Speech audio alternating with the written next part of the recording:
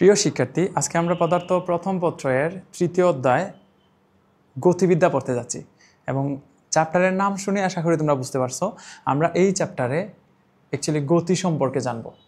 গতি কত প্রকার, দেখতে কেমন, গতি দিয়ে কী হয় না হয়, এই সব কিছু এই চ্যাপ্টারে শেখানো হবে। তো চলো শুরু করা যাক। তো যখনই আমরা এই গতিবিদ্যা নামটা শুনি, তো আমাদের 9-10-এর আইডিয়া থেকে আমরা যা পড়ে আসছি, 9-10-এ মেবি গতি নামক একটা অধ্যায় আছে। সো যখনই আমরা গতিবিদ্যা নামটা শুনি তখনই আমাদের সামনে কয়েকটা সূত্র মনে পড়ে এবং এই সূত্রগুলো হচ্ছে এরকম: v = u + at, s = u + v/2 × t, s = u2 + ½ at² এবং v² = u² + 2s। সো আমরা প্রথমেই এগুলো সম্পর্কে একটু কথা বলে নিব। যদিও আমরা জানি যে এখানে সবগুলোর পরিচয় তোমরা নিজে দেখে জানো, তাও আমি প্রথমে একটু কথা বলতে যাচ্ছি। এখানে প্রথমেই যদি আমরা বলি যে v এর পরিচয়টা হচ্ছে, এখানে বিরে বলা হয় শেষ বেগ। আমরা অনেকে এটারে শেষ বেগ নামে জানি, কিন্তু আমি বলবো যে এটারে শুধু শেষ বেগ বলার চেয়ে এটার আসলে টি সময় পরে বেগ বললে আরও সুন্দর হয় জিনিসটা। এটা শেষ বেগই, কিন্তু শুধু শেষ বেগ না বলে আমরা এটারে বলবো টি সময় পরে বেগ, তাহলে এটা আরেকটু সুন্দর হয়। টি সময় পরে বেগ কেন বলা হচ্ছে আমি আবার জিনিসটা একটু রিপিট করি। যখন একটা বস্তুর আদিবেগ বলে দেওয়া হবে তখন আদিবেগ আর আসলে পরিবর্তন হতে পারবে না। তাহলে এই যে আদিবেগ আর পরিবর্তন হতে পারতেছে না, ইট মিনস আদিবেগের উপর বি আর নির্ভর করে না, কারণ ও আর চেঞ্জ হতে পারবে না। সিমিলারলি আমরা জানি গতিবিদ্যার এই সূত্রগুলো অ্যাকচুয়ালি সমতরণের জন্য প্রযোজ্য। যখনই কোনো জায়গায় এ লেখা থাকবে তখন তোমার নিজে থেকে বুঝে নিতে হবে এটা অবশ্যই সমতরণ, কারণ যদি সমতরণ না হইতো তাহলে এখানে এ বা তার ত্বরণের মান এত নির্দিষ্ট করে বলা থাকতো না। তো যখনই আমাদেরকে বলা থাকবে যে কোনো একটা বস্তুর ত্বরণে, তো তোমাদের নিজে থেকে বুঝে নিতে হবে এগুলো অবশ্যই সমতরণ। তাহলে এই যে এটাও পরিবর্তন হয় না, তাহলে পরিবর্তন হতে পারবে একমাত্র টি। যেহেতু এই টি সময়ের সাথে সাথে পরিবর্তন হতে থাকবে, সুতরাং তখন ভিও পরিবর্তন হতে থাকবে। এবং এখান থেকে স্পষ্টতই বোঝা যাচ্ছে এই যে ভি, এটা আসলে টি এর উপর নির্ভর করে। তাই আমরা এই ভিরে শেষ বেগ না বলে আমরা বলবো যে টি সময় পরে বেগ। সিমিলারলি এটা হচ্ছে সরণ, শুধু সরণ না বলে বলবো টি সেকেন্ডে তার অতিক্রান্ত দূরত্ব। এটাও সেম, এই যে এস দেখতে পাচ্ছি এটা হচ্ছে টি সেকেন্ডে তার অতিক্রান্ত দূরত্ব। এবং এই যে ভি দেখতে পাচ্ছি এটার আবার উপরেরটার মতো করে টি সময় পরে বেগ বললে হবে না, কারণ এই ইকুয়েশনে টি অনুপস্থিত, এখানে টি নাই। তো আমরা যখন এই ভি এর পরিচয় দিব এখানে দেখতে পাবো যে ইউ যেটা দেখতে পাচ্ছি এটা হচ্ছে আদিবেগ এবং এটা পরিবর্তন হয় না। সিমিলারলি এ যেটা দেখতে পাচ্ছি এটা হচ্ছে ত্বরণ। কি জানতাম আমরা? এগুলো অবশ্যই সমত্বরণের জন্য।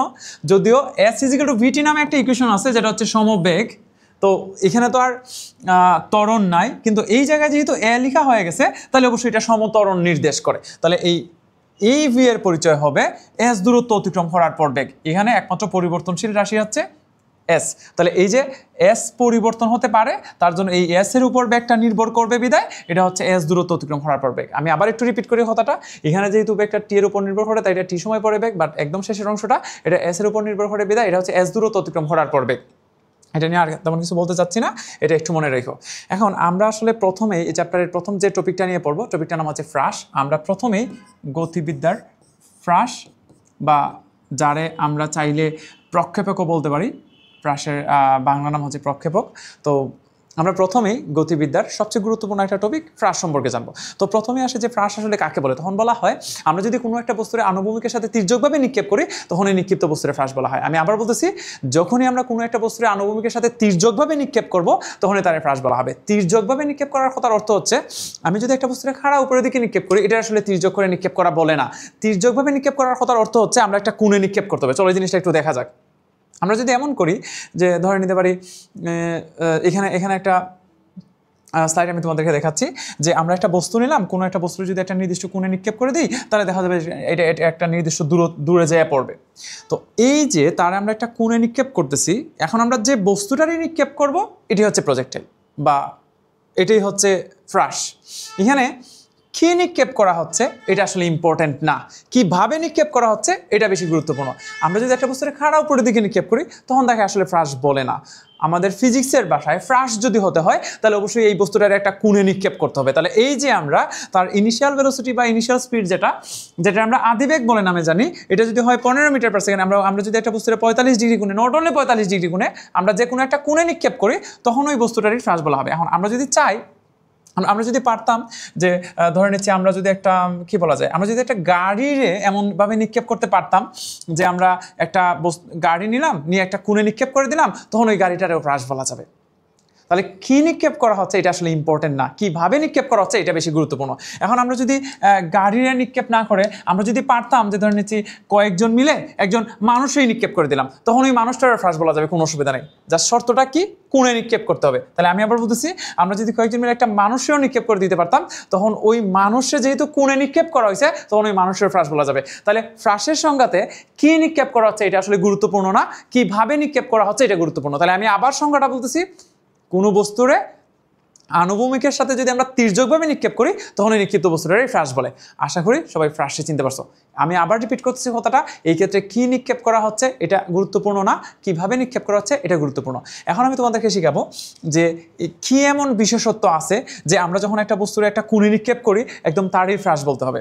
এটার কারণ হচ্ছে, হিসাব করে দেখা গেছে আমরা একটা বস্তুর যদি খাড়া উপরের দিকে নিক্ষেপ করি, তখন দেখা যাবে তার যে পরিমাণ বেগ দেওয়া হয়েছে এটা আসলে একটা কাজে বিপরীত হচ্ছে, এটা শুধু উপরে উঠবে তারপর এটা নিচে নামবে। কিন্তু যখন আমরা একটা বস্তুর কোণে নিক্ষেপ করব, তখন এটা একই সাথে দুইটা কাজে বিপরীত হচ্ছে, একটা হচ্ছে সামনে আগানোর জন্য আর একটা হচ্ছে উপরে ওঠার জন্য। যেমন আমরা যদি চাই এটার উপাংশে বিভাজিত করে দেখতে পারবো, এবং উপাংশে বিভাজিত করলে দেখা যায় যে এই যে দুইটা অ্যারো চিহ্ন দেখতে পাচ্ছ, একটা অংশ নিয়ে ও সামনে আগাচ্ছে আর একটা অংশ নিয়ে আসলে উপরে উঠতেছে। একটা নির্দিষ্ট সময় পর্যন্ত উপরে উঠে তারপরে আবার নিচে নামে। আমি আবার বলতেছি, এই যে আমরা একটা বস্তুর কোণে নিক্ষেপ করলাম, এই যে দেখা যাচ্ছে তার দুইটা উপাংশ আছে, একটা অংশ নিয়ে ও সামনে আগাচ্ছে আর একটা অংশ নিয়ে উপরে উঠতেছে। এখন আমরা যদি কোণে নিক্ষেপ না করতাম, আমরা যদি কোণে নিক্ষেপ না করে খাড়া উপরের দিকে নিক্ষেপ করতাম, তখন দেখা যেত যে না, ওর পুরো ব্যাগটা একটা কাজে বিপরীত হচ্ছে, খাড়া উপরে উঠতো তারপরে আবার নিচে নেমে যাইতো অবিকর্ষজ বলের জন্য। এবং এই ক্ষেত্রে তার যে পরিমাণ বেগ দেওয়া হয়েছিল পুরো ব্যাগটা একটা কাজে বিপরীত হচ্ছে, কি কাজে, শুধু উপরে উঠা। কিন্তু যখনই আমরা কোনো একটা বস্তুর কোণে নিক্ষেপ করব, তখনই তার যে ইনিশিয়াল ভেলোসিটি বা আদিবেগ, এই আদিবেগটা আসলে ডিভাইড হয়ে যাবে। ডিভাইড হয়ে একটা হবে আনুভূমিকের দিক বরাবর আর একটা হবে উলম্ব দিক বরাবর। আনুভূমিক দিক বরাবর যে উপাংশটা থাকবে তার জন্য আসলে সামনে আগাবে, আর উলম্ব দিক বরাবর যে উপাংশটা থাকবে এটার জন্য আসলে উপরে উঠবে। তাহলে আমি আবার রিপিট করতেছি কথাটা, আমরা যদি কোনো একটা বস্তুর খাড়া উপরের দিকে নিক্ষেপ করি, এই ক্ষেত্রে তার ফ্রাস বলা যাবে না, কারণ তার বেগ একটা কাজে ব্যবহৃত হচ্ছে, এটা হচ্ছে শুধুই সামনে উপরে ওঠার জন্য। তাহলে ফ্রাস হতে হলে কি হতে হবে, ফ্রাস হতে হলে আমাদেরকে বস্তুটারে জাস্ট একটা কোণে নিক্ষেপ করে দিতে হবে। তখন এই যে বস্তুটারে আমরা নিক্ষেপ করলাম, এই নিক্ষিপ্ত বস্তুটারই ফ্রাস বলা হয়। এবং এই ক্ষেত্রে তার বেগটা দুইটা উপাংশে বিভাজিত হয়েছে। এখন এই উপাংশের সাথে আসলে আমরা খুব বেশি পরিচিত না, আমরা 9-10-এ এই উপাংশ সম্পর্কে একদমই আইডিয়া জানি না। তো এই জন্যে আমার প্রথম কাজ হবে, যদি ফ্রাস সম্পর্কে বিস্তারিত বুঝতে হয় তাহলে আমাদের প্রথম কাজ হবে আসলে একটু কি সম্পর্কে জানা, উপাংশ সম্পর্কে জানা। সো আমি ফার্স্টে একটু উপাংশের সাথে পরিচয় করাই দিব। তার আগে আমি আবার একটা জিনিস একটু রিপিট করে রাখি, যখনই দেখা যাচ্ছে আমরা একটা কোণে নিক্ষেপ করতেছি, তখন তার যে দুইটা অ্যারো চিহ্ন, এইটারে বলা হয় আনুভূমিক, আর উপরের দিকে যে অংশটা থাকে এটার বলা হয় উলম্ব। সো আমরা যদি একটু ভালো করে পর্যবেক্ষণ করি তাহলে দেখা যাবে তার এই যে আনুভূমিক, মানে যার জন্য ও সামনে আগাচ্ছে, এবং তার যে এই যে উলম্ব, যার জন্য উপরে উঠতেছে, এই দুইটার মধ্যে একটা অংশ চেঞ্জ হয় এবং একটা অংশ চেঞ্জ হয় না। একটু ভালো করে খেয়াল করে দেখা যায় তার আনুভূমিক বরাবর উপাংশ যেটা, এটা অলওয়েজ সেম থাকতেছে, এটা চেঞ্জ হচ্ছে না। কিন্তু উলম্ব বরাবর যে অ্যারো চিহ্নটা, এটা একটা নির্দিষ্ট সময় পরে চেঞ্জ হতে থাকে। তো দেখা যায় যে এটা প্রতি মুহূর্তেই চেঞ্জ হতে থাকে। তাহলে তার উলম্ব উপাংশ যেটা, এটা প্রতি মুহূর্তে চেঞ্জ হয়, কিন্তু তার আনুভূমিক উপাংশ যেটা, এটা চেঞ্জ হয় না। এই যে উলম্ব উপাংশটা চেঞ্জ হচ্ছে, আসলে ও যতক্ষণ পর্যন্ত উপরে উঠে, মানে এই যে এই বিন্দুটা, এটা হচ্ছে তার সর্বোচ্চ বিন্দু, এই বিন্দুতে আসার আগ মুহূর্ত পর্যন্ত তার মধ্যে আসলে ত্বরণ কাজ করবে, কারণ এটা মন্দন কাজ করবে, কারণ এটা অভিকর্ষজ বলের বিরুদ্ধে উঠতেছে। তাহলে যখন উপরে উঠে তখন অবশ্যই মন্দন। তো এই মন্দনের জন্য ও উপরে উঠতে উঠতে উঠতে উঠতে একটা সময় পর্যন্ত, আর একটা সময় পরে আর উপরে উঠবে না, তখন ও অভিকর্ষজ বলের জন্য নিচে নামতে শুরু করবে, এবং যখন আবার নিচে নামবে তখন তার মধ্যে আবার ত্বরণ কাজ করবে। তাহলে আবার বলতেছি, উপরে ওঠার সময় মন্দন, নিচে নামার সময় ত্বরণ। তো এই বাকি অংশটুকু যদি বুঝতে হয় তাহলে আমাদেরকে এখন আসলে উপাংশ সম্পর্কে একটু জেনে আসতে হবে। আমি এখন তোমাদেরকে শেখাতে যাচ্ছি যে আমাদের ফিজিক্সে উপাংশ জিনিসটা কি। তো ফ্রাস সম্পর্কে যদি একটু বলে রাখি, ফ্রাস সম্পর্কে আমরা কি জানতাম, একটা বস্তুর যদি একটা নির্দিষ্ট কোণে নিক্ষেপ করা হয় তাহলে ওই নিক্ষিপ্ত বস্তুটারই ফ্রাস বলে। ফ্রাস একটা নির্দিষ্ট সময় পর্যন্ত উপরে উঠে এবং তখন তার মধ্যে একটা নির্দিষ্ট পরিমাণ মন্দন থাকে, তারপরে আবার নিচে নামে, তখন তার মধ্যে একটা ত্বরণ থাকে। তো এটা একই সাথে উপরে উঠে, নিচেও নামে এবং আবার সামনেও আগায়। এটি হচ্ছে আসলে ফ্রাসের স্পেশালিটি। যখন আমরা বস্তুর একটা কোণে নিক্ষেপ করব তখন ও সামনে আগাবে, উপরে উঠবে, এবং এটা এই জন্যই সম্ভব হয়েছে যেহেতু আমরা কোণে নিক্ষেপ করছি। যদি আমরা কোণে নিক্ষেপ না করতাম তাহলে অবশ্যই এমন হইতো না। আশা করি বুঝতে পারছো। এখন আমি তোমাদেরকে শেখাতে যাচ্ছি যে উপাংশ জিনিসটা আসলে কি। আমি একটা নাম্বার দিয়ে বলি, ধরে নিচ্ছি আমরা একটা বস্তুরে 20 মিটার পার সেকেন্ড বেগে উপরের দিকে নিক্ষেপ করলাম। তো আমি যদি একটা বস্তুরে 20 মিটার পার সেকেন্ড বেগে উপরের দিকে নিক্ষেপ করি, এই যে 20 এটা আসলে কোনো উপাংশে বিভাজিত হবে না। এই 20-এর পুরোটা একটা কাজে বিপরীত হচ্ছে, এটা হচ্ছে উপরটার জন্যে। তাহলে এখানে আদিবেগ হিসেবে আমরা 20ই লিখব। যদি 20 মিটার পার সেকেন্ড বেগে খাড়া উপরের দিকে নিক্ষেপ করা হয় এবং যদি জিজ্ঞেস করা হয় আদিবেগ কত, আমরা বলবো যে আদিবেগ 20। এখানে 20 উপাংশে বিভাজিত হয়েছে না, কারণ তার পুরো অংশটা একটা কাজে বিপরীত হচ্ছে, এটা হচ্ছে উপরটা। কিন্তু আমরা যদি একটা বস্তুরে একটা নির্দিষ্ট কোণে নিক্ষেপ করি, যেমন আমি যদি বলি আমরা একটা এটা হচ্ছে আনুভূমিক বরাবর বা ভূমি, আমরা একটা বস্তুরে এরকম একটা কোণে ধরে নিলাম 20 মিটার পার সেকেন্ড বেগে নিক্ষেপ করলাম। এখন এই যে আনুভূমিকের সাথে 20 মিটার পার সেকেন্ড বেগে নিক্ষেপ করছি, এই 20 মিটার পার সেকেন্ড আসলে একটা কাজে ব্যবহৃত হচ্ছে না, এটা আসলে ভাগ হয়ে গেছে। ভাগ হয়ে আনুভূমিক বরাবর একটা উপাংশ আছে, তার উলম্ব বরাবর একটা উপাংশ আছে। এখন তোমরা যারা ভেক্টর পড়ছো তারা হয়তো জানো, বা ভেক্টর যদি না পড়ে তাহলে হয়তো এতটা বুঝতেও পারবে না। ভেক্টর আসলে বীজগণিত মানে না।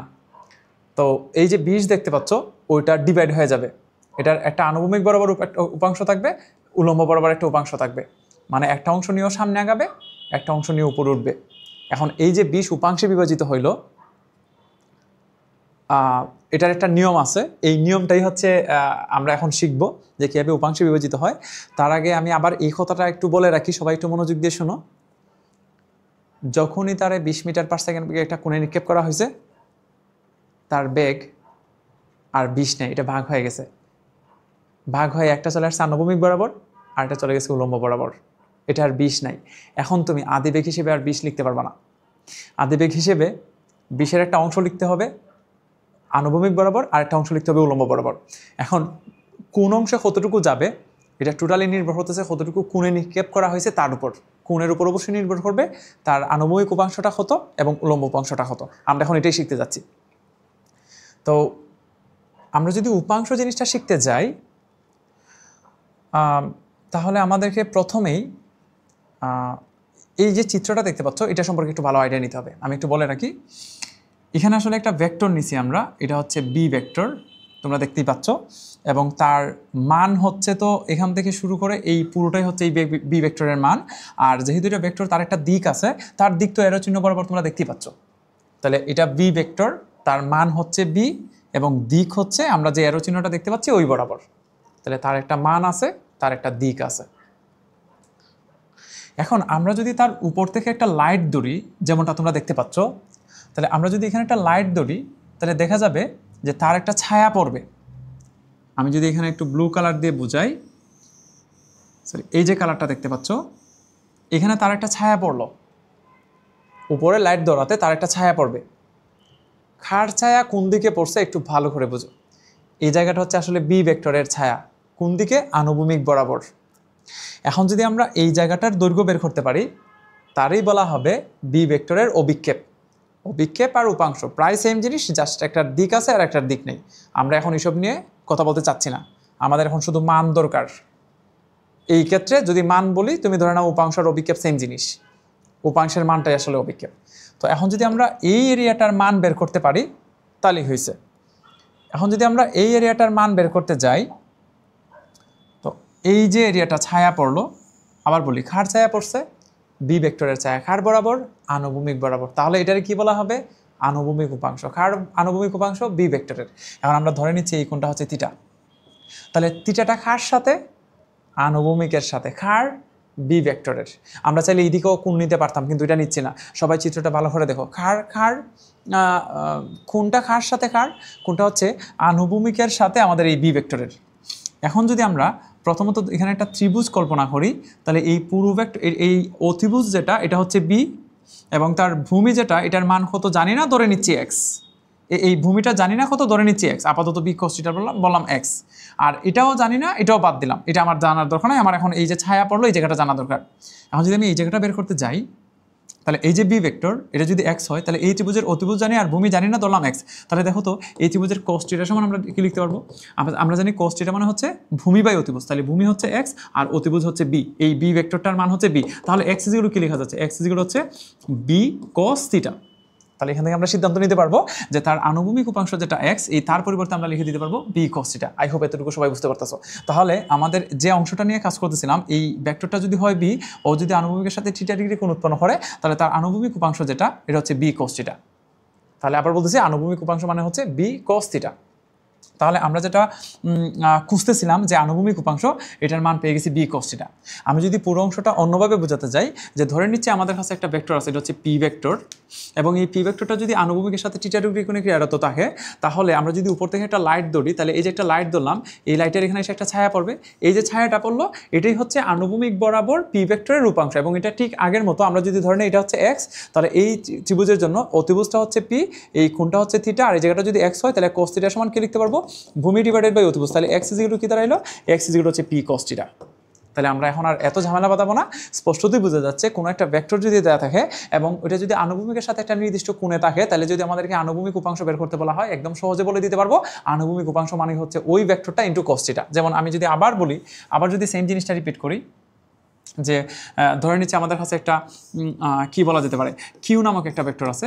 এই কিউ ভেক্টরটা যদি আনুভূমিকের সাথে থিটা ডিগ্রি কোণে ক্রিয়ারত থাকে, তাহলে তার আনুভূমিক উপাংশ যেটা এটা আসবে অবশ্যই কিউ কস থিটা। তাহলে আনুভূমিক উপাংশ মানেই হচ্ছে কিউ, ওই ভেক্টরটা ইনটু কস থিটা, একটু মনে রাখো। তাহলে আমি যদি এখন একটা মান দিয়ে বলতাম, যে ভেক্টর লেটার না দিয়ে যদি মান দিয়ে বলি, যে আমরা একটা বস্তুরে 20 মিটার পার সেকেন্ড বেগে নিক্ষেপ করলাম, তাহলে বেগ নিজে তো একটা ভেক্টর রাশি, নিক্ষেপ করার পর বললাম যে এটা আনুভূমিকের সাথে 30 ডিগ্রি কোণে ক্রিয়ারত। তাহলে বলো তো এই যে 20, তার আনুভূমিক উপাংশটা কত আসবে?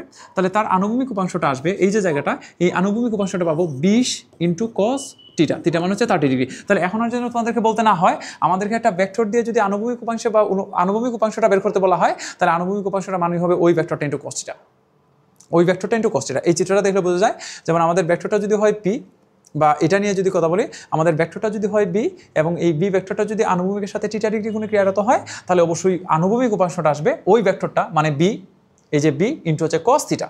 তবে এই ক্ষেত্রে একটু খেয়াল রাখতে হবে কোনটা কার সাথে আছে, কোনটা কিন্তু আনুভূমিকের সাথে আছে। যদি আমাদের এইসব কথা কোনোটা মিল না থাকে, একটু চেঞ্জ হয়, কোনটা যদি আনুভূমিক না হয় উলম্বের সাথে চলে যায়, তাহলে কিন্তু সব চেঞ্জ হয়ে যাবে।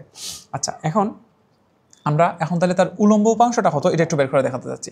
এতক্ষণ পর্যন্ত আসলে যেটা কথা বলতেছিলাম এটা আসলে শুধুই তার আনুভূমিক উপাংশ নিয়ে। এখন যদি আমরা উলম্ব উপাংশ কত এটা যদি বের করতে চাই, তাহলে দেখা যাবে, ওয়েট আ মিনিট প্লিজ, আমরা যদি এই বি ভেক্টরের উলম্ব উপাংশ বের করতে যাই, তাহলে আমাদেরকে যেটা করতে হবে, লাইটের পজিশনটা চেঞ্জ করতে হবে। এখন ধরে নাও লাইটটা উপর থেকে না ধরে যদি আমরা এই দিক থেকে লাইটটা ধরতে পারতাম, ধরে নাও এখানে একটা লাইট ধরা হয়েছে, তাহলে দেখা যাইতো এই যে উলম্ব বরাবর, এটারে বলা হয় উলম্ব আর এটারে বলা হয় আনুভূমিক। এই যে উলম্ব বরাবর আমরা যদি এখানে একটা লাইট ধরি, তাহলে দেখা যাবে এখানে লাইট ধরার জন্যে, এখানে আমাদের এই লাইটটা ধরার জন্যে যেটা হয়তো, ধরো এখানে একটা লাইট ধরলাম, তাহলে এখানে এসে একটা ছায়া পড়বে, এই যে রেড করে দিলাম। এখন প্রশ্ন হচ্ছে খার ছায়া খার বরাবর পড়তেছে, তোমরা যদি একটু ভালো করে খেয়াল করো, এটা হচ্ছে আমাদের এই বি ভেক্টরের ছায়া এখানে পড়লো কি বরাবর, উলম্ব বরাবর। খার ছায়া খার বরাবর, বি ভেক্টরের ছায়া উলম্ব বরাবর। এখন এই যে বি ভেক্টরের ছায়া উলম্ব বরাবর পড়ছে, তার জন্য তার নাম দেয়া হবে এই বি ভেক্টরের উলম্ব উপাংশ। আবার বলে কি দেওয়া হবে, বি ভেক্টরের উলম্ব উপাংশ। তাহলে আমাদের এই বি ভেক্টরের উলম্ব উপাংশটা কত এটা যদি বের করতে হয়, তাহলে আমি ধরে নিলাম এই জায়গাটা হচ্ছে ওয়াই, তাহলে এই জায়গাটা ওয়াই হলে অবশ্যই এই জায়গাটাও ওয়াই। এখন আমরা যদি এটাকে কোণ ধরে নেই থিটা, মানে আমাদের বি ভেক্টরটা যদি আনুভূমিকের সাথে থিটা ডিগ্রি কোণে ক্রিয়ারত হয়, তাহলে এই জায়গাটা বের করার উদ্দেশ্য হচ্ছে আমাদের ওয়াই এর মানটা বের করা। আমি ধরে নিলাম এটা ওয়াই হলে এটাও ওয়াই। তাহলে এই যে ত্রিভুজটা দেখতে পাচ্ছি, আমরা যদি এই ত্রিভুজের সাইন থিটা বের করতে যাই, আমরা জানি সাইন কোণ দুইটা বাহুর অনুপাত, সাইন হচ্ছে লম্ব বাই অতিভুজ, এখানে লম্বর পরিমাণটা হচ্ছে ওয়াই আর অতিভুজ হচ্ছে আমাদের বি। তাহলে ওয়াই সমান কি লেখা যাবে, ওয়াই যেগুলো আসবে বি সাইন থিটা। তাহলে দেখো তার আনুভূমিক উপাংশটা ছিল বি কস থিটা আর উলম্ব উপাংশটা চলে আসতেছে বি সাইন থিটা। তাহলে আমি এখন এসব নিয়ে যদি আর সব কিছু যদি বাদ দিয়ে দিই, আমরা কিছু একটা বুঝে গেছি যে আনুভূমিকটা হয় কস আর উলম্বটা হয় সাইন। তবে অবশ্যই এই ক্ষেত্রে থিটাটা কার সাথে এটা একটু বোঝা লাগবে। তো আমি যদি এখন বলি যে আচ্ছা আমাদের কাছে কি বলা যেতে পারে, আমাদের কাছে পি নামক একটা ভেক্টর আছে, ধরলাম এটা হচ্ছে আমাদের পি ভেক্টর। এখন এই যে পি ভেক্টরটা দেখতে পাচ্ছি, ওর একটা আনুভূমিক উপাংশ আছে, ওর একটা উলম্ব উপাংশ আছে। এখন আমরা যদি সামহাও প্রমাণ করতে পারি যে এই কোণটা হচ্ছে থিটা, আমরা যদি এটা বুঝে যাই এই কোণটা হচ্ছে থিটা, তাহলে এই কোণটা থিটা হলে তার আনুভূমিক উপাংশটা আসবে পি কস থিটা আর উলম্বটা আসবে পি সাইন থিটা। তবে এইসব জিনিস চেঞ্জ হয়ে যাবে যদি কোণের পজিশনটা আমরা চেঞ্জ করে ফেলি। যেমন এখন যদি আমরা কোণটা আনুভূমিকের সাথে না দিয়ে যদি উলম্বের সাথে দিতাম, বলতাম যে ধরো এটা হচ্ছে পি ভেক্টর এবং তার উলম্বের সাথে থিটা কোণে ক্রিয়ারত, সবাই একটু খেয়াল করে দেখো, উলম্বের সাথে থিটা কোণে ক্রিয়ারত, তখন তার আসলে এই পি ভেক্টরের আনুভূমিক এবং উলম্ব উপাংশটা আগের মতো না, চেঞ্জ হয়ে যেত। তখন তার উলম্ব উপাংশটা পাইতাম পি কস থিটা আর আনুভূমিকটা পাইতাম পি সাইন থিটা। তাই তুমি কখনো এরকম মুখস্থ করতে পারো না যে আনুভূমিক মানেই কস, উলম্ব মানেই সাইন। আমাদেরকে যেটা মুখস্থ রাখতে হবে, এই জায়গাটা তো আশা করি বুঝে গেছো, এই জায়গাটা তো আমি চিত্র অঙ্কন করেই দেখাইলাম। দেখো তো এই যে পি ভেক্টরটা কার সাথে কোণ উৎপন্ন করছে? আনুভূমিকের সাথে। কতটুকু? থিটা। তাহলে ও যখন আনুভূমিকের সাথে থিটা ডিগ্রি কোণ উৎপন্ন করলো, এটার সাথে কি আসছে? সাইন না কস? অবশ্যই কস। তখন তার উল্টাটার সাথে কি আসছিল? সাইন। তুমি একটু এইভাবে মনে রাখো, আমাদের যে ভেক্টরটা তার যে দুটো উপাংশ, একটার সাথে আসবে সাইন, একটার সাথে আসবে কস। কার সাথে সাইন, কার সাথে কস? যার সাথে থিটা থাকবে তার সাথে কস, আর যার সাথে থিটাটা থাকবে না, দেখো এটা এটা উলম্বের সাথে কোণ উৎপন্ন করছে না, কোণটা উৎপন্ন করছে আনুভূমিকের সাথে, তাহলে তারে দিব সাইন। যদি না বুঝে দেখো, আমি আরেকটা এক্সাম্পল দিচ্ছি। ধরে নিচ্ছি যে আমাদের কাছে যে ভেক্টরটা আছে এটা হচ্ছে এম নামক একটা ভেক্টর, ও উলম্বের সাথে থিটা ডিগ্রি কোণে ক্রিয়ারত। তাহলে তার উলম্ব উপাংশটা আসবে এম কস থিটা। এখানে কেন কস আসছে এবারে বলি, কারণ যে কোণটা তারা দিয়ে দিছে এটা উলম্বের সাথে দিয়ে দিছে, তাহলে তার আনুভূমিক উপাংশটা কি আসবে? M sine theta. আরও একটা এক্সাম্পল বলছি, ধরে নিচ্ছি আমাদের ভেক্টরটা হচ্ছে, আবার বললাম হচ্ছে বি ভেক্টর। তাহলে ঠিক আগের মতো এখন যদি বলি এই বি ভেক্টরটা আনুভূমিকের সাথে থিটা কোণে ক্রিয়ারত, তাহলে তার আনুভূমিক উপাংশটা আসবে বি কস থিটা, উলম্বটা আসবে বি সাইন থিটা। আশা করি এখন বুঝে গেছো। এখন আমরা যেটা নিয়ে কথা বলতেছিলাম, ধরে নিচ্ছি আমরা একটা বস্তুরে ঠিক আগের মতো বললাম যে 20 মিটার পার সেকেন্ড বেগে নিক্ষেপ করা হয়েছে। তাহলে এই যে 20 মিটার পার সেকেন্ড, এটা একটা ভেক্টর রাশি, অবশ্যই তার অবশ্যই একটা দিক এবং মান দুইটাই আছে, বেগ অবশ্যই একটা ভেক্টর রাশি। তাহলে এখন দেখা যাবে এই 20-এ যেহেতু আমরা খাড়া উপরের দিকে বাট শুধু আনুভূমিক বরাবর নিক্ষেপ করছি না, আমরা যেহেতু একটা কোণে নিক্ষেপ করতেছি, তাহলে দেখা যাবে এই 20 অবশ্যই ভাগ হয়ে গেছে, এবং 20 ভাগ হয়ে একটা হবে, এই যে একটা হবে আনুভূমিক বরাবর, ধরো এটা যদি থিটা হয় তাহলে এটা হবে 20 কস থিটা, এবং উলম্ব বরাবর যেটা এটা আসবে 20 সাইন থিটা। তাহলে আবার বলি, আনুভূমিক বরাবর উপাংশটা আসবে তাহলে কস, উলম্বটা আসবে সাইন। কেন? কারণ কোণটা হচ্ছে আনুভূমিকের সাথে দেওয়া আছে।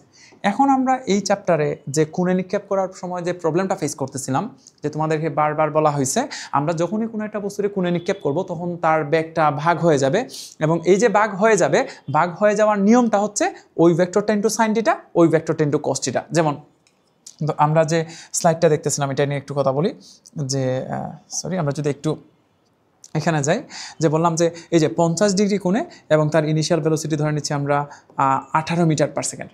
তাহলে এটা হচ্ছে তার আদি বেগ। তাহলে কত বেগে নিক্ষেপ করা হয়েছে? 18 মিটার পার সেকেন্ড বেগে, এবং কত কোণে? 50 ডিগ্রি কোণে।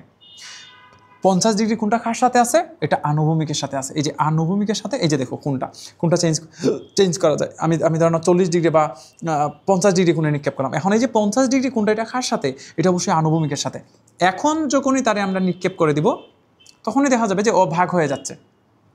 ভাগ হয়ে কি হচ্ছে? সবাই এর চিহ্নটা আবার একটু দেখো, এই যে দেখা যায় এটা ভাগ হয়ে যাচ্ছে। তো এটা যখনই ভাগ হয়ে যাচ্ছে, একটা আনুভূমিক বরাবর আছে, একটা উলম্ব বরাবর আছে। এই যে এটা হচ্ছে আনুভূমিক বরাবর, এটা হচ্ছে উলম্ব বরাবর। এটা দিয়েও সামনে আগা, এটা দিয়ে উপরে উঠে। তাহলে আবার বলতেছি, এটা দিয়ে সামনে আগা, এটা দিয়ে উপরে উঠতেছে। এখন এই যে সামনে আগাচ্ছে এবং এই যে উপরে উঠতেছে, এটা আসলে দুইটা উপাংশে বিভাজিত হয়ে গেছে। তাহলে এই যে উপাংশে বিভাজিত হয়ে গেল, তার পরিমাণটা যদি আমরা বের করতে যাই, যে আচ্ছা ঠিক আছে আনুভূমিক উপাংশ এবং উলম্ব উপাংশে বিভাজিত হয়েছে, বিভাজিত হয়ে কত কত হয়েছে, তা আমরা যদি পরিমাণটা বের করতে যাই, তো ধরে নিলাম কি বলা যায়, wait a minute please, 18 metre per second বেগে নিক্ষেপ করা হয়েছে। দিয়ে এদিকের বেগটা, এটা ধরলাম থিটা। থিটার মান কত নিয়েছিলাম আমরা? 50 ডিগ্রি। এবং এটা যেহেতু আনুভূমিকের সাথে নেওয়া হয়েছে, তাহলে তার আনুভূমিকটা উপাংশটা আসবে 18, মানে ওই ভেক্টরটা ইন্টু কস দিয়ে 50 ডিগ্রি।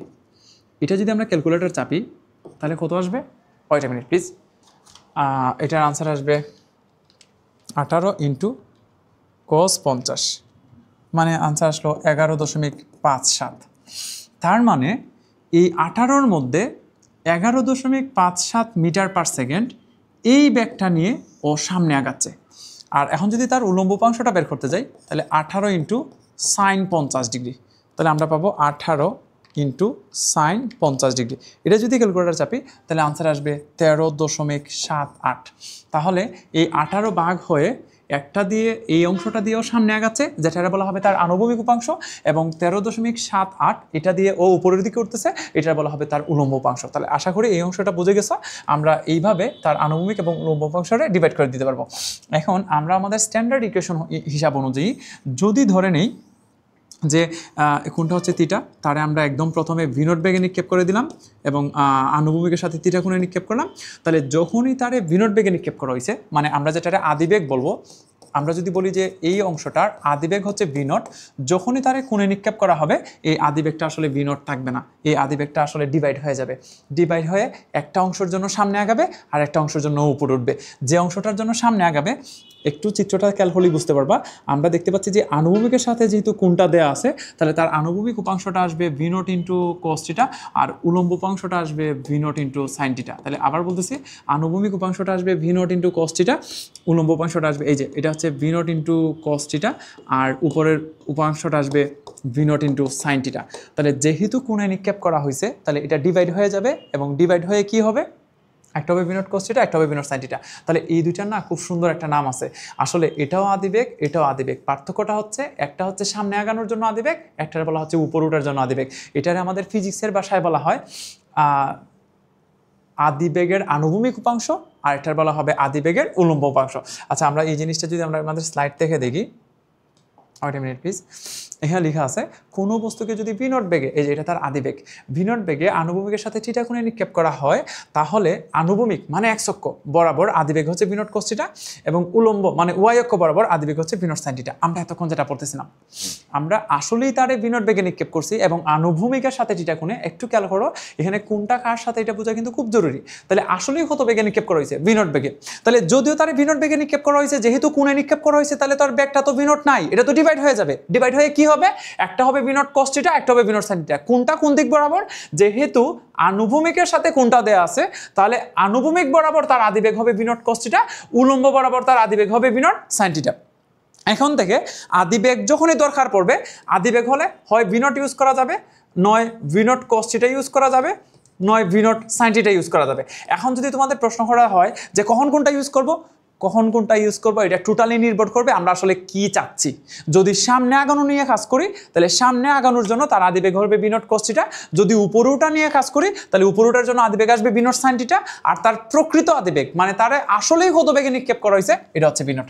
এখন একটু খেয়াল রাখো আমরা আসলে কি বের করতে যাচ্ছি। যদি আনুভূমিক বরাবর আদিবেগ দরকার পড়ে, আবার বলি আনুভূমিক মানে হচ্ছে এক্স অক্ষ বরাবর, তখন আমরা নিয়ে কাজ করবো ভি নট কস থিটা। যদি উলম্ব বরাবর আদিবেগ নিয়ে কাজ করি, তাহলে আসবে ভি নট সাইন থিটা। আর যদি প্রকৃত আদিবেগ দরকার পড়ে, তাহলে শুধু ভি নট লিখতে পারবো। আশা করি এতটুকু বুঝছো। তাহলে এখন থেকে যেন একটু মাথায় এটা রাখো প্লিজ। আসলে আমাদের 9, 10 এইসব জিনিস দরকার পড়ছে না। আমাদেরকে এইসব শেখানো হইতো যে একটা বস্তুর হাড়া উপর দিকে নিক্ষেপ করা হয়েছে, তখন তো আর ভাগ করার দরকার পড়ে না। একটা বস্তু আনুভূমিক বরাবর গড়ায় আসতেছে, এখন ও যেহেতু আনুভূমিক বরাবর ওই বেগ দেওয়া হয়েছে, তাহলে তো তারও তো আর ভাগ হওয়ার দরকার নাই। তাহলে উলম্ব বরাবর নিক্ষেপ করলেও তার এটা ভাগ হবে না, আনুভূমিক বরাবর দিলেও এটা ভাগ হবে না। তাহলে ভাগটা আসলে হবে কখন, ভাগটা আসলে তখন হয়ে যায় যখন এটা কোণে নিক্ষেপ করা হয়। তাহলে এটা একটু মনে রাখি, আমরা যখনই কোণে নিক্ষেপ করা হয় তখনই আসলে উপাংশে বিভাজিত হয়ে যায়। তাহলে আমরা বেশ দুইটা অংশ, গুরুত্বপূর্ণ একটা অংশ শিখে গেছি। কোনো বস্তুকে যদি ভি নট বেগে এবং আনুভূমিকের সাথে থিটা কোণে নিক্ষেপ করা হয়, তাহলে তার আনুভূমিক বরাবর মানে এক্স অক্ষ বরাবর আদিবেগটা আসবে V naught cos theta, Y অক্ষ বরাবর আদিবেগটা আসবে ভি নট সাইন থিটা। এখন এই যে আমরা শিখলাম যে কি জানি, কোনো একটা অংশের সাথে সাইন আসে, কোনো একটা অংশের সাথে কজ আসে, এবং এটা মনে রাখার সহজ উপায় কি বলছি, ভেক্টরটা যার সাথে কোণ উৎপন্ন করবে তারে দিব কজ, আর যার সাথে কোনটা দিবে না তারে দিব সাইন। যেমন আমি আবার যদি একটু রিপিট করি, এটা যদি আমাদের পি ভেক্টর হয়, ও যদি আনুভূমিকের সাথে থিটা কোণে ক্রিয়ারত থাকে, তাহলে এটা হবে জাস্ট পি কস থিটা। এখন আমরা একটু অ্যাডভান্স হয়ে যেটা শিখব, যে আনুভূমিক নাকি উলম্ব তার উপর কিন্তু সাইন অথবা কজ নির্ভর করে না। সাইন অথবা কজ নির্ভর করে কার সাথে কোণ দেয়া আছে। তো তখন আমরা সহজে মনে রাখার একটা উপায় বলে দিই, যে যার সাথে কোণটা দেয়া থাকবে তার সাথে আসলে কজ দিলেই আমাদের আনসারটা মিলে যাবে। যে অংশটার সাথে কোণটা দেয়া থাকবে তার সাথে কজ দিলে আনসারটা মিলে যায়। এখন তাহলে আনুভূমিক উলম্ব বলার দরকার নাই, আমরা যদি জি নিয়ে একটু কথা বলি, এই যে জি, যেটা আমরা বলি অভিকর্ষজ ত্বরণ, তার দিক কিন্তু ঠিক নিচ বরাবর। আবার বলি, অভিকর্ষজ ত্বরণের প্রকৃত দিক কিন্তু হচ্ছে নিচ বরাবর। এটা অলওয়েজ পৃথিবীর কেন্দ্র বরাবর ক্রিয়ারত। যখনই কোনো একটা বস্তু সুযোগ পায় উপর থেকে নিচে পড়ে, এবং আমরা জানি মুক্তভাবে যদি পড়ে তার ত্বরণটা হচ্ছে জি বা 9.8 মিটার পার সেকেন্ড স্কয়ার, এবং এই ক্ষেত্রে তার দিক একদম নির্দিষ্ট করা উপর থেকে নিচ বরাবর। তাহলে এই যে জি দেখতে পাচ্ছি যেটা উপর থেকে নিচ বরাবর, এখন যদি আমরা 30 ডিগ্রি কোণ করে, এই যে 30 ডিগ্রি কোণ করে বলি যে আচ্ছা একটা বস্তু এই যে অংশটা দেখতে পাচ্ছ মানে উপর থেকে ঠিক নিচ বরাবর, তার সাথে 30 ডিগ্রি কোণ করে এদিকে পড়তেছে, তাহলে এইদিকে জি এর মানটা কত? এইদিকে জি এর মানটা আসলে জি না, যেহেতু একটা কোণে পড়তেছে তাহলে অবশ্যই জি ইন্টু কস ইন্টু হচ্ছে থিটা 30 ডিগ্রি, সরি আমি কোণটা তো দিয়ে দিয়েছি, তাহলে জি কস 30 ডিগ্রি। তাহলে এই বরাবর জি এর মান হচ্ছে জি কস 30 ডিগ্রি। তো এখন তোমাদের আবার প্রশ্ন থাকতে পারে যে কেন জি কস 30 ডিগ্রি? আচ্ছা, তাহলে ঠিক আগের কনসেপ্টটাতে চলে আসো। আমরা যখন বলতাম যে এটা যদি আমাদের পি ভেক্টর হইতো, তাহলে আমরা যদি এই দিক বরাবর পি এর মান, পি এর উপাংশটা জানতে চাইতাম, এই কোণটা যদি থিটা হইতো তাহলে এটা আমরা কি লিখতাম? অবশ্যই পি কস থিটা। তাহলে যার সাথে কোনটা দেওয়া থাকে তার সাথে অবশ্যই কজ আছে। সিমিলারলি আমাদের জি হচ্ছে উপর থেকে নিচ বরাবর ক্রিয়ারত, তাহলে এখন যখন এটা নির্দিষ্ট কোণে ক্রিয়ারত থাকবে, ধরো 30 ডিগ্রি কোণে, তাহলে এই দিক বরাবর জি এর মান আসবে জি কস 30 ডিগ্রি। আচ্ছা, এখন যদি 60 ডিগ্রি কোণ করে থাকতো তাহলে লিখতাম এখানে হচ্ছে জি এর মান হতো জি কজ ইন্টু 60 ডিগ্রি, চাপটে যা আসে তাই। আচ্ছা, এখন যদি ঠিক 90 ডিগ্রি কোণ করে থাকতো, যেটা আমরা বলতাম আনুভূমিক বরাবর, আই হোপ তোমরা এটা বুঝতেছো, এই ডিরেকশনটারে আনুভূমিক বলা হয়। তাহলে এই দিক বরাবর যদি জি এর মান জানতে চাইতো তাহলে এই পুরো কোণটা তো 90 ডিগ্রি, এটা আবার আমাদেরকে বলে দেওয়ার দরকার নাই। আনুভূমিক বরাবর জি এর সাথে উৎপন্ন কোণের পরিমাণ যে 90 ডিগ্রি, এটা আমাদের নিজে দেখে বুঝে নিতে হবে। তাহলে এই পুরো কোণটা যদি 90 ডিগ্রি হয় তাহলে আনুভূমিক বরাবর জি এর মান আসবে জি কস 90 ডিগ্রি, এবং তুমি যদি ক্যালকুলেটর চাপো আনসার আসবে 0। এটা এত গুরুত্বপূর্ণ একটা কথা যে আনুভূমিক বরাবর যে রূপাংশটা কত, এটা বোঝা বা মনে রাখা খুবই গুরুত্বপূর্ণ। সবাই প্লিজ একটু মনে রাখো যে এই আনুভূমিক বরাবর জি এর রূপাংশটা চলে আসতেছে 0, কারণ জি অ্যাকচুয়ালি ক্রিয়া করে নিচের দিকে। এখন যখন তার আনুভূমিক বরাবর উৎপন্ন কোণটা হিসাব করতে যায় তখন এটা হচ্ছে 90 ডিগ্রি, এবং এখানে আসবে অবশ্যই জি কজ ইন্টু 90 ডিগ্রি। এখন তোমাদের যদি প্রশ্ন থাকে যে এখানে কেন কজ আসতেছিল, কারণ দেখো কোণটা কার সাথে দেওয়া আছে, অবশ্যই যার সাথে চাচ্ছি ওই তার সাথেই কোণটা দেওয়া আছে। এই যে দেখো জি অ্যাকচুয়ালি ক্রিয়া করে নিচের দিকে, এখন আমি চাচ্ছি এইদিকে জি এর মান কত, তাহলে এই কোণটা তো দেওয়া হয়ে গেছে, এটা তো 90 ডিগ্রি হয়ে গেছে, তাহলে আনুভূমিক বরাবর জি এর মান যদি বের করতে চাই তাহলে আনসার আসবে জি কজ ইন্টু 90 ডিগ্রি, আর আমরা জানি কজ 90 এর মান হচ্ছে 0, তাহলে পুরো অংশটার মান দাঁড়ালো জি কজ 90 ডিগ্রি, আর কজ 90 মানে যেহেতু 0 তাহলে আনুভূমিক বরাবর আসলে কোনো জি ক্রিয়া করবে না। তাহলে একটু মনে রাখি আমরা প্লিজ, আনুভূমিক বরাবর জি এর মান কত? আনুভূমিক বরাবর জি এর মান হচ্ছে 0, এটা যেন আর বলতে না হয়। এখন যদি আমরা আনুভূমিক বরাবর না বলে বলতাম যে আচ্ছা উলম্ব বরাবর জি এর মান কত, মানে ঠিক উপরের দিকে জি এর মান কত, এটাও সেম কনসেপ্টে বের করা যাবে। আমরা যদি এই জি এর সাথে পুরো কোণটা হিসাব করতে যাই তাহলে দেখা যাবে এটা আনসার আসবে 180 ডিগ্রি, এবং এটা যদি 180 ডিগ্রি হয় তাহলে তুমি একটু খেয়াল করে দেখো জি অ্যাকচুয়ালি ক্রিয়া করে নিচের দিকে, এখন যদি আমরা ঠিক উপরের দিকে চলে যাই তাহলে এটার আনসার আসবে জি ইন্টু কজ 180 ডিগ্রি, কারণ কোণের মানটা এখন কত হয়ে গেছে 180 ডিগ্রি, এটা নিচ থেকে সোজা উপরের দিকে হয়ে গেছে। এবং তুমি যদি ক্যালকুলেটর চাপো তাহলে কজ 180 মান আসবে -1, তাহলে জি ইন্টু -1, এটা অ্যাকচুয়ালি হচ্ছে মাইনাস জি। তাহলে তোমার যদি জিজ্ঞেস করা হয় জি কোন দিকে ক্রিয়া করে, নিচের দিকে। আনুভূমিক বরাবর জি এর মান কত? 0, আনুভূমিক বরাবর কোনো জি ক্রিয়া করে না, তাহলে উপরের দিকে যদি হিসাব করে কত আসবে, উপরের দিকে যে হিসাব করলে আসবে -জি। কেন -জি? আর এটা হচ্ছে জি কজ 180, আমরা জানতাম কজ 180 মানে হচ্ছে -1, তাহলে এই পুরো অংশটা আমাদের একটু মনে রাখতে হবে, জি অ্যাকচুয়ালি কোন দিকে ক্রিয়া করে, নিচের দিকে, এবং তখন জি এর মান হতো জি। 90 ডিগ্রি কোণে ক্রিয়া হলে জি এর মান হতো 0, আনুভূমিক বরাবর কোনো জি থাকে না। শোনো, এরপরের বার থেকে আমি আর কোনো এই জিনিসটা রিপিট করবো না, আনুভূমিক বরাবর কোনো জি ক্রিয়া করবে না, আনুভূমিক বরাবর জি এর মান হচ্ছে 0, তাহলে জি অ্যাকচুয়ালি কোন দিকে ক্রিয়া করে, নিচের দিকে, আর উপরের দিকে হলে কি হবে, ঊর্ধ্বগামী হলে হয়ে যাবে -জি। এটাই আমাদেরকে 9-10-এ শেখানো হয়, যে আমরা হয়তো এটা অনেকটা মুখস্থই রাখি যে জি তো উপর থেকে নিচ বরাবর যেহেতু ক্রিয়া করে, উপর থেকে নিচ বরাবর হলে হচ্ছে জি, আর আমরা যখন নিচ থেকে উপরের দিকে নিক্ষেপ করি তখন হচ্ছে -জি। এটার কারণ হচ্ছে অ্যাকচুয়ালি এটা আসলে জি কজ 180, আর জি কজ 180 মানে হচ্ছে -জি। এই জন্য আমরা বলি একটা বস্তুর যখন খাড়া উপরের দিকে নিক্ষেপ করবো তখন এটা আমরা জি লিখি, এটা হয়ে যায় -জি। আর আনুভূমিক বরাবর যখন জি হিসাব করবো, আনুভূমিক বরাবর কোনো জি ক্রিয়া করবে না। আবারও বলতেছি, আনুভূমিক বরাবর জি ক্রিয়া করে না, আনুভূমিক বরাবর জি এর মান হচ্ছে 0। আচ্ছা, আশা করি এই অংশটা বুঝে গেছো। আচ্ছা, এখন আমরা যেটা পড়তেছিলাম যে আমরা এই অংশটা শিখে গেছি যে আমাদেরকে যদি জিজ্ঞেস করা হয় কোনো বস্তুকে বিনট বেগে এবং আনুভূমিকের সাথে থিটা কোণে নিক্ষেপ করা হয়েছে, তাহলে তার আনুভূমিক বরাবর আদিবেগ কত, আনুভূমিক বরাবর আদিবেগ হচ্ছে বিনট কস থিটা, উলম্ব বরাবর আদিবেগ কত, উলম্ব বরাবর আদিবেগ হচ্ছে বিনট সাইন থিটা। তাহলে যখনই কোণে নিক্ষেপ করা হবে এটা কিন্তু অবশ্যই ডিভাইড হয়ে যাবে, ডিভাইড হয়ে একটা হবে বিনট কস থিটা, একটা হবে বিনট সাইন থিটা। আশা করি এতটুকু বুঝে গেছো। এখন আমরা যে অংশটা পড়তে যাচ্ছি, আমাদের গতিবিদ্যার যে কয়েকটা ইকুয়েশন আছে, গতিবিদ্যার একটা ইকুয়েশন হচ্ছে v = u + - g × t।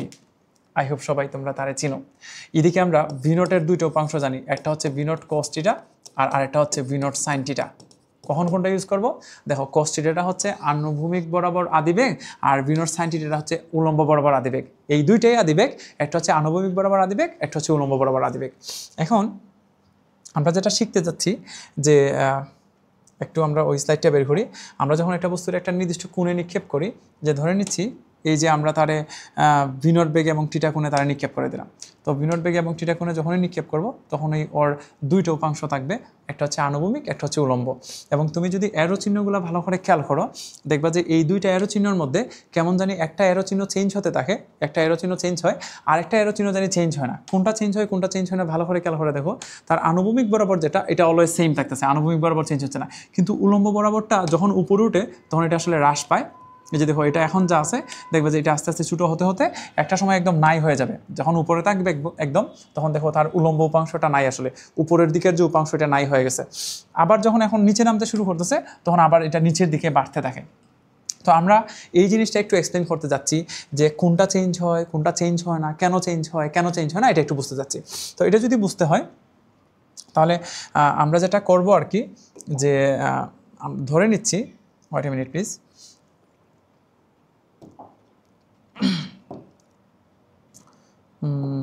Sorry, ধরে নিচ্ছি আমরা একটা বস্তু নিক্ষেপ করলাম এবং নিক্ষেপ করার পর কি বলা যেতে পারে, যে তার যে দুইটা উপাংশ আছে, আমরা এই দুইটা উপাংশরে এক্সপ্লেন করার জন্য ধরে নিচ্ছি ওরে এরকম একটা পয়েন্টে আটকাই দিলাম।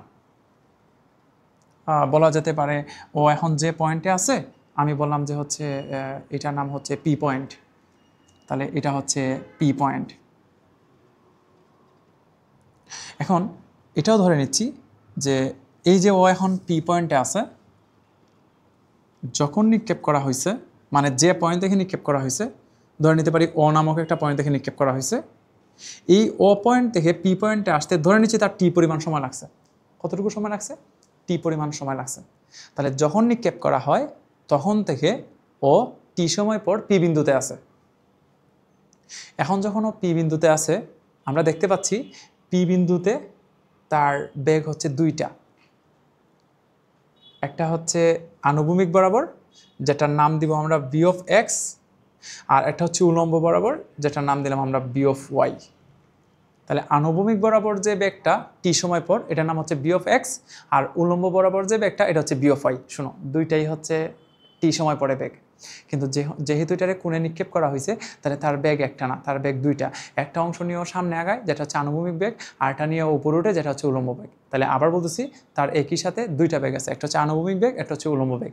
যে বেগটা নিয়েও সামনে আগায় এটা হচ্ছে আনুভূমিক বেগ, এটা হচ্ছে বি অফ এক্স, আর যে বেগটা নিয়েও উপরে উঠে এটা হচ্ছে তার উলম্ব বেগ, এটা হচ্ছে বি অফ ওয়াই। তাহলে আবার বলতেছি, একটা অংশ নিয়েও সামনে আগায় এটা হচ্ছে বি অফ এক্স, আর একটা অংশ নিয়েও উপরে উঠে এটা হচ্ছে তার বি অফ ওয়াই। আশা করি এতটুকু বুঝতে পারছো। এখন এই যে তার বি অফ এক্স এবং বি অফ ওয়াই, মানে এই যে তার আনুভূমিক বেগ এবং উলম্ব বেগ, আমরা এরকম একটা ইকুয়েশন জানতাম, v is equal to u plus minus g into t. এখন আমরা এই যে ইকুয়েশনটা লিখলাম v is equal to u plus minus g into t, এখানে একটু আগে তোমাদেরকে কী শেখানো হয়েছিল? এই বি এর পরিচয় কি? শুধু শেষ বেগ বলল না, এই বি এর পরিচয় হচ্ছে, এটার বলা যেতে পারে টি সময় পরে বেগ। আবার বলি, এই বি এর পরিচয় হচ্ছে টি সময় পরে বেগ। তো এটা যেহেতু টি সময় পরে বেগ, তাহলে একটা মিনিট প্লিজ।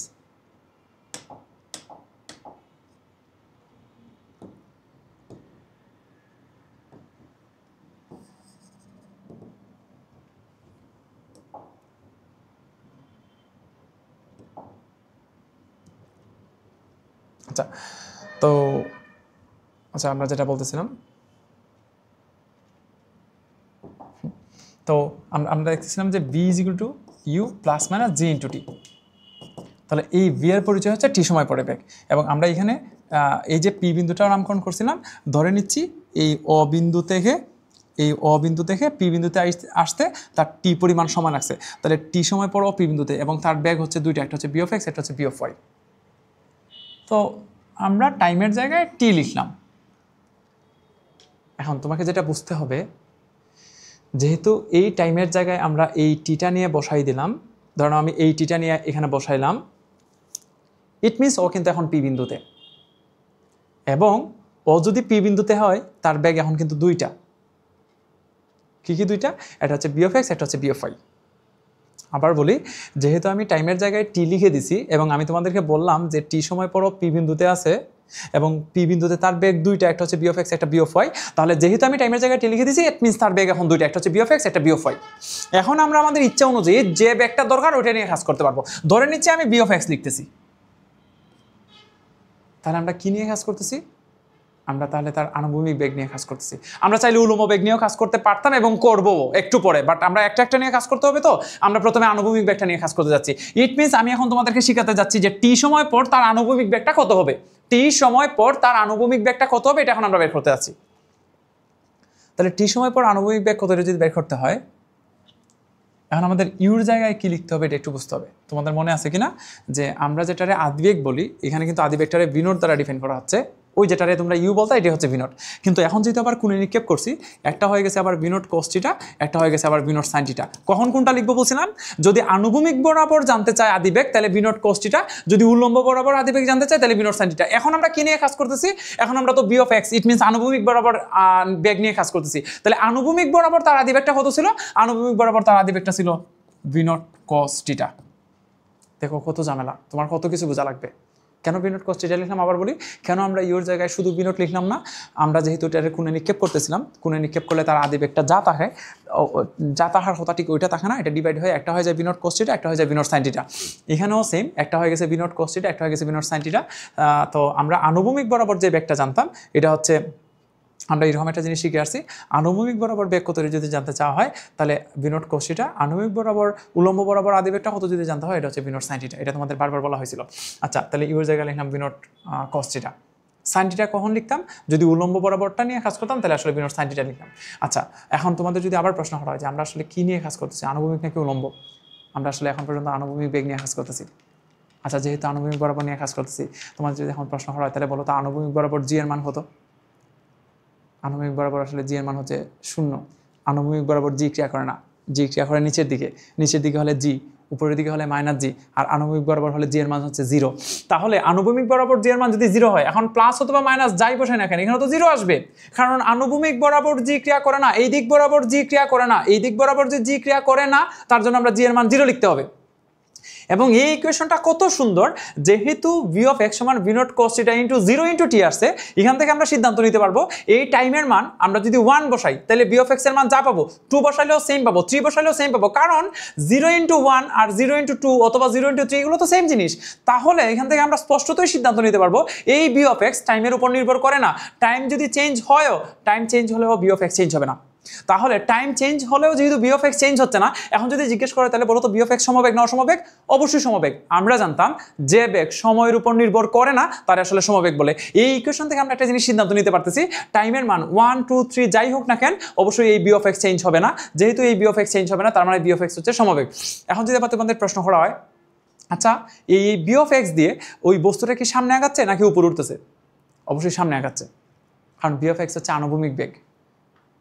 তাহলে বি অফ এক্স যদি আনুভূমিক বরাবর বেগ হয় তাহলে বি অফ এক্স দিয়ে কি উপরে উঠে না সামনে আগায়? অবশ্যই বি অফ এক্স দিয়ে সামনে আগায়। এবং যেহেতু বি অফ এক্স দিয়ে সামনে আগায়, যদি জিজ্ঞেস করা হয় তাহলে বি অফ এক্স বরাবর মানে আনুভূমিক বরাবর তার টি সময় পরে বেগ কত? আনুভূমিক বরাবর তার বেগ হচ্ছে v not cos theta into 0 into t. তাহলে এটা লেখার দরকার নাই, সুতরাং আমরা একটা সিদ্ধান্ত নিতে পারবো যে সুতরাং বি অফ এক্স যেগুলো হচ্ছে ভি নট কস থিটা, এবং এটা এই জায়গাটা লেখার কোনো দরকার নাই কারণ এটা 0 ইন্টু টি, এটা বাদ। এবং দেখো ফার্স্ট সামনে আগায় সমবেগে এবং কত বেগে? ভি নট কস থিটা বেগে। এবং তোমরা এটা ফিল করতে পারতেছো কিনা, এই জন্যই আমরা দেখতেছিলাম যে ওরে যখন সামনে আগানো হয় দেখবা আনুভূমিক বরাবর যে অ্যারো চিহ্ন মানে বি অফ এক্স, এটা আসলে চেঞ্জ হয় না, এটা আসলে সবসময় সেম থাকে। তাহলে এটা একটু মনে রেখো প্লিজ, বি অফ এক্স সমান হচ্ছে ভি নট কস থিটা, এই আনুভূমিক বরাবর বেগটা চেঞ্জ হয় না। আচ্ছা, আমরা যদি চাই এটা আবার এখান থেকে একটু দেখতে পারবো যে একটু দেখো যে আনুভূমিক বরাবর তার এই যে অ্যারো চিহ্নটা দেখবা এটা না সবসময় সেম থাকতেছে, এই আনুভূমিক বরাবর বেগটা চেঞ্জ হচ্ছে না কারণ এটা always v not cos theta. It means একদম শুরুতেও এটা v not cos theta, 1 second পরেও v not cos theta, 2 second পরেও v not cos theta, 3 second পরেও v not cos theta, v not cos theta, একদম পড়ার আগ মুহূর্ত পর্যন্ত তার বেগ ভি নট কস থিটা, পড়ার আগ মুহূর্ত পর্যন্ত এটা আসলে চেঞ্জ হয় না। এই যে পুরো অংশটা চেঞ্জ হচ্ছে না এই জন্যই বলা হয় যে ফ্রাশ সামনে আগায় সমবেগে। আবার বলি, ফ্রাস সামনে আগায় সমবেগে। এবং যদি জিজ্ঞেস করা হয় কত বেগে, ভি নট কস থিটা বেগে। খাতায় সুন্দর করে নোট খাতায় লিখে রাখো, ফ্রাস সামনে আগায় সমবেগে এবং কত বেগে, ভি নট কস থিটা বেগে।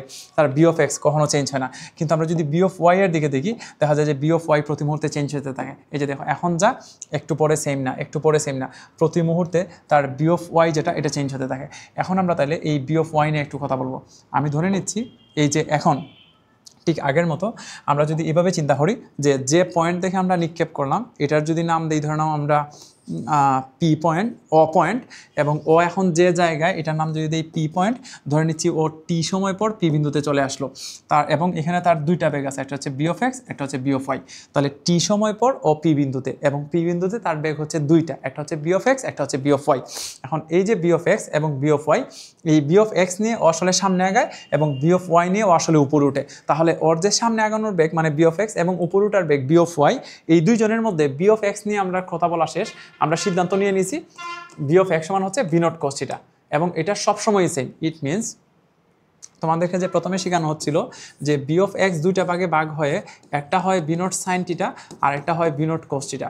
তাহলে একদম প্রথমে একদম এই পয়েন্টটাতে একদম যখন নিক্ষেপ করা হয় এই পয়েন্টে তার বেগ যখন ভি নট, তার মধ্যে একটা এদিকে ডিভাইড হয়ে এটা হয়েছিল ভি নট কস থিটা, যেটা আদি বেগের আনুভূমিক উপাংশ, আর একটা হয়েছিল ভি নট সাইন থিটা। এটাও আদিবেগ, এটাও আদিবেগ, এটাও আদিবেগ। এটা হচ্ছে প্রকৃত আদিবেগ, এটা হচ্ছে সামনে আগানোর জন্য আদিবেগ, এটা হচ্ছে উপর উঠার জন্য আদিবেগ।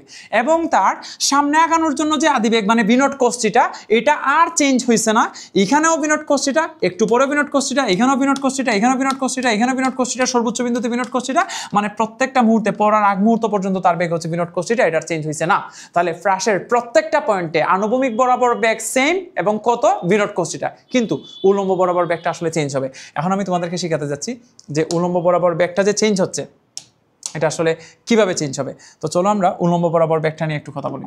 যদি আমরা উলম্ব বরাবর বেগটা নিয়ে কথা বলি, মানে এই পয়েন্টটার নাম দিলাম ধরো আমরা পি পয়েন্ট, এখানে আসতে তার সময় লাগছে টি, এটা হচ্ছে বি অফ এক্স, এটা হচ্ছে বি অফ ওয়াই। এখন যদি আমরা বি অফ ওয়াই বের করতে যাই তাহলে আমরা জানতাম v is equal to u plus minus g into t. আমরা এই টাইমের জায়গায় ধরে নাও টি বসাই দিলাম। ইট মিনস আমরা এখন পি পয়েন্টে আসি। আবার বলি, আমরা ধরেই নিয়েছিলাম যখন নিক্ষেপ করা হয় এখান থেকে পি পয়েন্টে আসতে তার টি পরিমাণ সময় লাগছে। তাহলে যখন নিক্ষেপ করা হয় এখান থেকে পি পয়েন্টে আসতে যদি তার টি পরিমাণ সময় লাগে, তাহলে টি সময় পর ও আসলে পি বিন্দুতে আসে। পি বিন্দুতে তার বেগ কিন্তু দুইটা, একটা হচ্ছে বি অফ এক্স, একটা হচ্ছে বি অফ ওয়াই। আমরা বি অফ এক্স নিয়ে কথা বলতে চাচ্ছি না, কারণ বি অফ এক্স আমরা শিখে গেছি। এখন যদি আমরা বি অফ ওয়াই মানে উলম্ব বেগ নিয়ে কথা বলি, এই যে বি অফ ওয়াই নিয়ে কথা বলতেছি, বি অফ ওয়াই মানেই হচ্ছে কিন্তু উলম্ব বরাবর বেগ। তাহলে এই যে বি অফ ওয়াই নিয়ে কথা বলতেছি, বি অফ ওয়াই সমান আসবে, আমরা যদি এই অংশটা সলভ করতে চাই, এখন যদি জিজ্ঞেস করে তাহলে ইউ সমান কি লিখব। যেহেতু উলম্ব বরাবর বেগ নিয়ে কাজ করতেছি, তোমাদের যদি প্রশ্ন করা হয় উলম্ব বরাবর আদিবেগটা কত ছিল মনে আছে? উলম্ব বরাবর আদিবেগটা ছিল ভি নট সাইন থিটা, আনুভূমিক বরাবর বেগটা ছিল ভি নট কস থিটা। তাহলে তার উলম্ব বরাবর বেগ হচ্ছে ভি নট সাইন থিটা। আচ্ছা, লিখলাম ইউর জায়গায় লিখলাম ভি নট সাইন থিটা। পরের প্রশ্ন যদি করা হয় যে আচ্ছা বলো তো উলম্ব বরাবর জি ক্রিয়া করে কিনা, উপরের দিকে জি ক্রিয়া করে কিনা? অবশ্যই করে, মাইনাস জি। উপর থেকে নিচ হইলে প্লাস জি, নিচ থেকে উপরে হইলে মাইনাস জি, আনুভূমিক বরাবর হইলে মাইনাস। তাহলে আমরা এখন যেহেতু উলম্ব বরাবর মানে উপরের দিক নিয়ে কাজ করতেছি, তাহলে অবশ্যই জি ক্রিয়া করবে এবং জি হবে অবশ্যই মাইনাস জি ইন্টু টি। তাহলে দাঁড়াইলো আমাদেরকে যদি টি সময় পর তার উলম্ব বেগ কত এটা জানতে চাওয়া হয়, তাহলে তার ইকুয়েশনটা হচ্ছে v of y equal to v not sine theta minus g into t. এখানে অবশ্যই জি লেখা লাগছে, কিন্তু আমরা যখন আনুভূমিক বরাবর নিয়ে কথা বলতেছিলাম, আনুভূমিক বরাবর জি ক্রিয়া করে না বিদায় আমরা জি এর জায়গায় জিরো লিখতে পারতেছিলাম। তাহলে এখন যে অংশটা নিয়ে কাজ করতেছি বি অফ ওয়াই সমান v not sine theta minus g into t, এই ইকুয়েশনটা দেখলে তুমি বুঝতে পারবা এখানে যদি কেউ টাইমের মান 1 বসায় তাহলে v not sine theta minus g into 1, কেউ যদি এখন 2 লিখে তাহলে v not sine theta minus 2 into g, তাহলে অবশ্যই বি অফ ওয়াইটা চেঞ্জ হয়ে যাবে। তার মানে টাইম চেঞ্জ হলে অবশ্যই বি অফ ওয়াইটা চেঞ্জ হয়। তার মানে এই বি অফ ওয়াইটা টাইমের উপর নির্ভর করে, এবং নির্ভর করার মানেই হচ্ছে টি চেঞ্জ হলে বি অফ ওয়াইটা চেঞ্জ হয়ে যাবে। তাহলে এখন যদি প্রশ্ন করা হয় তাহলে বলো তো বি অফ ওয়াই সমবেগ না অসমবেগ? অবশ্যই অসমবেগ, অবশ্যই অসমবেগ, এবং সময়ের সাথে সাথে চেঞ্জ হতে থাকবে, কারণ এটা সময়ের উপর নির্ভর করে।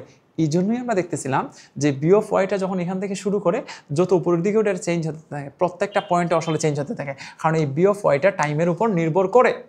তাহলে বি অফ ওয়াই বের করার ইকুয়েশনটা কি? বি অফ ওয়াই সমান হচ্ছে B naught sine theta minus G into টি।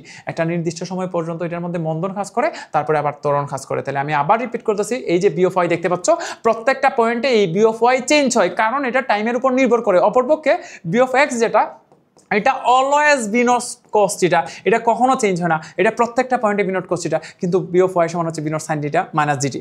কিন্তু আমরা যদি এই দুইটা অংশ একসাথে লিখি, একটু সবাই এবার একটু মনোযোগ দিয়ে শুনো, আমরা যেটা করতে পারবো যে আমরা আসলে বি অফ এক্স এবং বি অফ ওয়াই বের করার ইকুয়েশন শিখে গেছি। আমরা এখন যেটা শিখলাম আর কি, যে বি অফ এক্স সমান কি শিখলাম, যে আমরা এখন বি অফ এক্স এবং বি অফ ওয়াই এর যে দুইটা ইকুয়েশন শিখলাম আর কি, এটা একটু লিখে রাখি।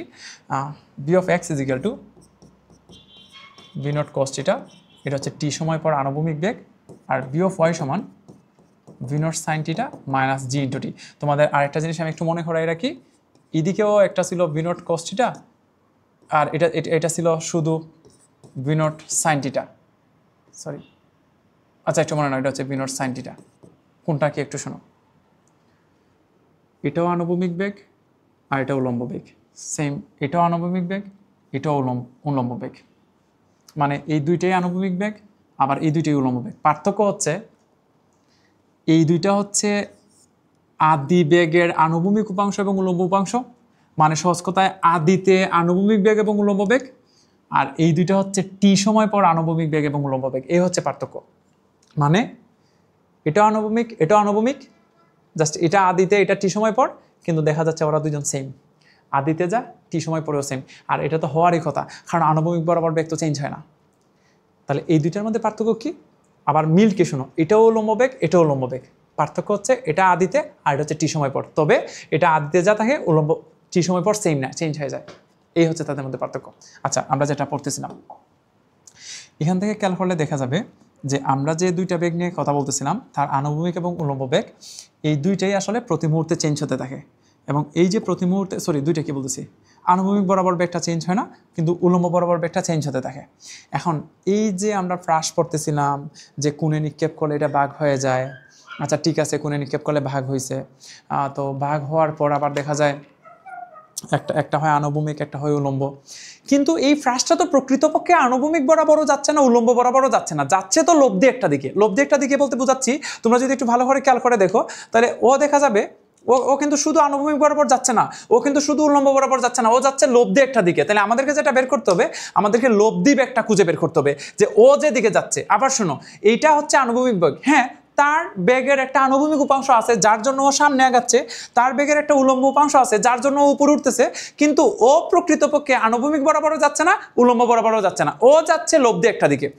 এবং আমাদেরকে যদি লব্ধি বের করতে হয়, মানে এই বেগটা কতটা যদি বের করতে হয়, এই যে ও প্রকৃতপক্ষে যে বেগে যাচ্ছে, যেটা আমরা শুধু বেগ বা লব্ধি বেগ বলবো, এটা যদি বের করতে হয়, তাহলে একটা জিনিস মনোযোগ দিয়ে শুনো, ভেক্টর আমাদেরকে বলবে যে একটা বিন্দুতে একই সাথে যদি দুইটা বল বা দুইটা ভেক্টর ক্রিয়াশীল হয়, বললাম একটা হচ্ছে পি ভেক্টর, একটা হচ্ছে কিউ ভেক্টর, এবং তাদের মধ্যবর্তী কোণটা যদি আমরা আলফা ধরে নিই, এটা ভেক্টরে শিখবা প্লিজ, যারা ভেক্টর পড়ছো না তারা এটা একটু মেনে নাও, যে ভেক্টর আমাদেরকে বলে কোনো একটা বিন্দুতে একই সাথে যদি দুইটা ভেক্টর ক্রিয়ারত থাকে, তাহলে তাদের যদি লব্ধি বের করতে হয়, তাহলে ধরে নিচ্ছি একটা ভেক্টর হচ্ছে পি আর একটা ভেক্টর হচ্ছে কিউ, এবং তাদের পুরোটার মধ্যবর্তী কোণ হচ্ছে আলফা। তাহলে আমাদেরকে আর বের করার যে ফর্মুলা, আর ইজ ইকুয়াল হচ্ছে root over P square plus Q square plus 2p Q into হচ্ছে কজ আলফা। এটা হচ্ছে লব্ধি বের করার সূত্র, এটার বলা হবে লব্ধি। এই লব্ধিটাই হচ্ছে এই যে ও আসলেই যেদিকে যাচ্ছে। আর ধরে নিচ্ছি এই যে এটা হচ্ছে বি অফ এক্স, এটা হচ্ছে বি অফ ওয়াই। আমাদের কাছেও দেখবা ঠিক এরকম দুইটা ভেক্টর আছে, একটা হচ্ছে বি অফ এক্স, একটা হচ্ছে বি অফ ওয়াই, কিন্তু ও অ্যাকচুয়ালি বি অফ এক্স বরাবরও যাচ্ছে না, বি অফ ওয়াই বরাবরও যাচ্ছে না, যাচ্ছে কিন্তু একটা লব্ধি দিকে। এখন আমাদেরকে যদি লব্ধি বের করতে হয়, তাহলে এই হিসাব অনুযায়ী আমাদের যে প্রথম ভেক্টর, এটার নাম হচ্ছে বি অফ এক্স, আর অপর যে একটা ভেক্টর কিউ, এটা হচ্ছে বি অফ ওয়াই, আর তাদের মধ্যবর্তী কোণ হতো বলে দেওয়ার দরকার নাই, আমরা শিওর এটা হচ্ছে 90 ডিগ্রি, কারণ আনুভূমিক এবং উলম্ব এই দুইটার মধ্যবর্তী কোণ যে 90 ডিগ্রি, এটা তারা বলে দিবে না, এটা তোমার নিজে দেখে বুঝে নিতে হবে। অবশ্যই এই আনুভূমিক এবং উলম্ব এই দুইটার মধ্যবর্তী কোণ হচ্ছে 90 ডিগ্রি। এখন যদি আমরা এই জিনিসটা এখানে একটু ইনপুট দিতে যাই, তাহলে আমাদের হিসাব অনুযায়ী লব্ধি বেগটা যদি আমরা বলি ভি, তাহলে ইকুয়েশনটা আসবে root over B of x square, এই যে পি স্কোয়ার, মানে প্রথমটার নাম হচ্ছে পি, প্লাস এটা হচ্ছে আমাদের কিউর মতো কাজ করবে, তাহলে B of Y square plus 2 B of X B of Y into cos 90 degree. আবার শুনে এখানে 90 ডিগ্রি কেন আসলো? কারণ আমাদের হিসাব অনুযায়ী এই পি ভেক্টর এবং কিউ ভেক্টর তাদের যে পুরোটার মধ্যবর্তী কোণ এটা আমরা আলফা বলি, কিন্তু এখানে তার যে বি অফ এক্স এবং B of Y, B of X হচ্ছে আনুভূমিক বরাবর আর বি অফ ওয়াই হচ্ছে উল্লম্ব বরাবর, এই বি অফ এক্স এবং বি অফ ওয়াই এর মধ্যবর্তী কোণ হচ্ছে 90 ডিগ্রি। এবং আমরা যদি পুরোটা হিসাব করি cos 90 মানে হচ্ছে 0, তার মানে আসলে এই জায়গাটা থাকবে না, এই জায়গাটা চলে যাবে। কেন আবার বলি? কারণ cos 90 মান হচ্ছে 0। তাহলে ফাইনালি যে ইকুয়েশনটা দাঁড়াইলো বেগ ভিগুলো হচ্ছে root over B of x square plus B of Y square. এটা আমাদের গতিবিদ্যার এত গুরুত্বপূর্ণ একটা সূত্র। তুমি যদি সিকিউ দেখো যে বোর্ড কোয়েশনগুলোতে কি আসতেছে, তার ম্যাক্সিমাম সিকিউতেই আসতেছে তার লব্ধি বেগ বের করতে বলা হয়। বিজগুলো হচ্ছে root over B of x square plus B of Y square. এখানে বি অফ এক্স এবং বি অফ ওয়াই কীভাবে বের করতে হয় আবার একটু মনে হলাই দিই। বি অফ এক্স মানে হচ্ছে কিন্তু শুধু ভি নট কস থিটা, আর বি অফ ওয়াই সমান কি লিখতে হয়? বি অফ ওয়াই সমান হচ্ছে v not sine theta minus g into t.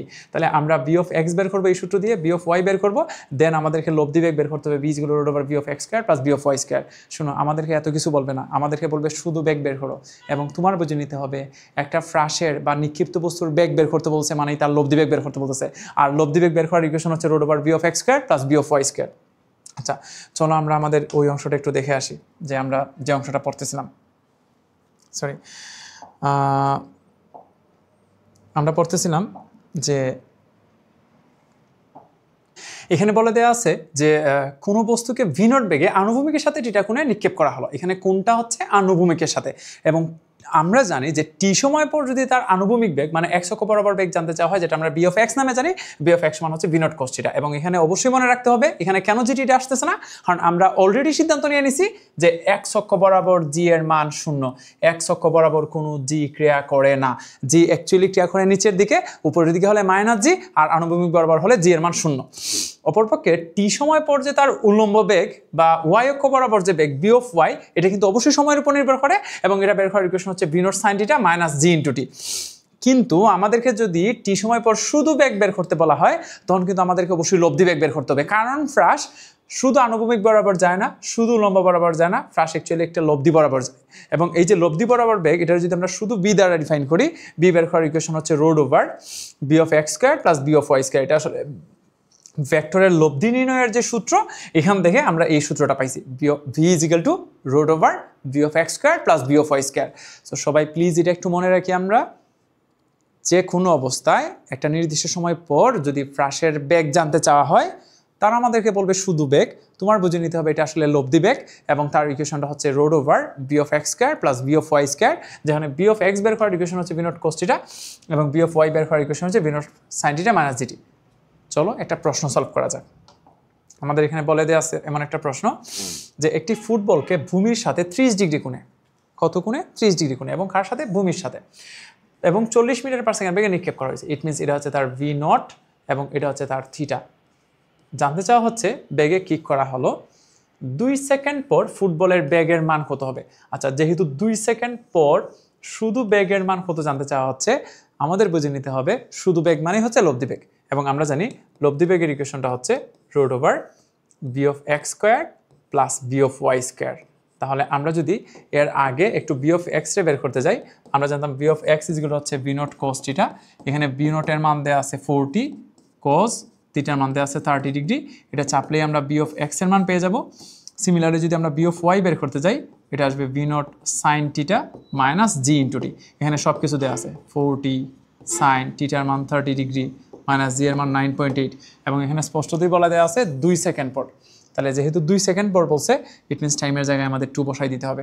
এটা ক্যালকুলেটর চাপলে যা আসে এটি হচ্ছে v of y, then v of x এবং বি অফ ওয়াই যদি এখানে বসাই দিই, যাই আসতেছে এটি হচ্ছে 2 সেকেন্ড পর ফুটবলের বেগের মান।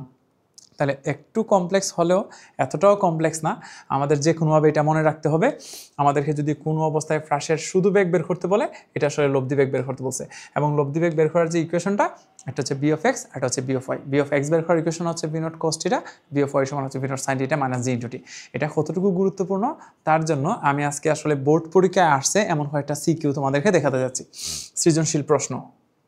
তো আমি একটু যদি দেখাই যে এখানে প্রথম প্রশ্নে আমি এত কিছু পড়াতে চাচ্ছি না, উপরে কিছু ইনফরমেশন দেওয়া আছে যে ক্রিকেট খেলার মাঠে রিপন ব্যাট দিয়ে একটা বলের আঘাত করছে হ্যানতেন দিয়ে, জাস্ট প্রশ্নটা একটু দেখো। জানতে যাচ্ছে 2 সেকেন্ড পর বলটির বেগ কত, একটু খেয়াল করে দেখো। আমরা কি জানি শুধু বেগ মানেই তো লব্ধি বেগ, এবং লব্ধি বেগ মানে ইকুয়েশনটা কি ছিল, root over B of x square plus B of y square, মানে আমাদের লব্ধি বেগ বের করতে বলতেছে। আমরা যদি আমাদের পরবর্তী প্রশ্নটাতে যাই, সেম এখানে কিছু ইনফরমেশন দেওয়া আছে, এত জানতে যাচ্ছে 0.6 সেকেন্ড সময়ে প্রথম ফোয়ারার পানির ফোটার বেগ নির্ণয় করো। আচ্ছা এই যে তারা জানতে যাচ্ছে বেগ নির্ণয় করো, ইট মিনস কি বেগ, অবশ্যই লব্ধি বেগ, উপরে সব ইনফরমেশন দেওয়া আছে, আমাদেরকে হয়তো বি অফ এক্স বের করতে হবে, বি অফ ওয়াই বের করতে হবে, তারপর লব্ধি বেগটা বের করে নিলেই হয়ে যাবে। এরপরের প্রশ্নে বলা আছে উপরে সেম এখানে কিছু ইনফরমেশন দেওয়া আছে, ক্রিকেট ব্যাট দিয়ে একটা বল রে এত কোণে এত বেগে আঘাত করছে, জানতে চাওয়া হচ্ছে 2 সেকেন্ড পর বলটির বেগের মান নির্ণয় করো। বেগের মান মানে হচ্ছে লব্ধি বেগের মান। এরপরের প্রশ্নটাও সেম, 1 সেকেন্ড পর বলটির বেগের মান নির্ণয় করো। এই যে দেখো প্রত্যেকটা প্রশ্নের গ নাম্বারে আসলে জানতে চাচ্ছে বেগের মান কত, বেগের মান কত, বেগের মান কত। এবং অবশ্যই আমাদেরকে যেটা করতে হবে, অবশ্যই লব্ধি বেগের ইকুয়েশনটা বসাতে হবে। এখানে 9-10 যে আমরা সহজেই সমাধান করতে পারতাম, v = u ± gt, এরকম কোনো ইকুয়েশন দিয়ে সলভ করা যাবে না, কারণ ওইখানে আমরা এখন যে প্রবলেমটা সলভ করতে যাচ্ছি এখানে কোণে নিক্ষেপ করায় এটা আসলে দুইটা অংশে ডিভাইড হয়ে যায়, ভেক্টরে নিয়ে আসতে হয়। তাই আমাদেরকে এই ইকুয়েশনটা প্লিজ একটু মনে রাখি আমরা। আশা করি এতটুকু সবাই বুঝতে পারছো। আমরা আমাদের পরবর্তী টপিকে চলে যাচ্ছি। তাহলে ফ্রাশ রিলেটেড আমরা মোটামুটি কিছু ইনফরমেশন শিখে গেছি। এখন আমাদের আরও কিছু অংশ একটু বোঝা লাগবে, যে এই যে ফ্রাশে আমরা একটা কোণ এবং একটা নির্দিষ্ট বেগে নিক্ষেপ করার পর এটা উপাংশে বিভাজিত হয়, ফ্রাশের কিছু গুরুত্বপূর্ণ তথ্য আমাদের একটু মুখস্থ রাখা লাগবে। গুরুত্বপূর্ণ তথ্যগুলো কি, যেমন আমরা দেখতেছিলাম যখন একটা ফ্রাশে নিক্ষেপ করা হয় তখন যে বিন্দু দেখে নিক্ষেপ করা হয় এটা যদি হয় এ বিন্দু, এবং যে বিন্দুতে এসে পড়ে এটা যদি হয় বি বিন্দু, তাহলে এ থেকে বি এই যে পুরো রাস্তাটা দেখতে পাচ্ছি এই পয়েন্টের সর্বোচ্চ যে পয়েন্টটা এটা ধরলাম আমরা সি।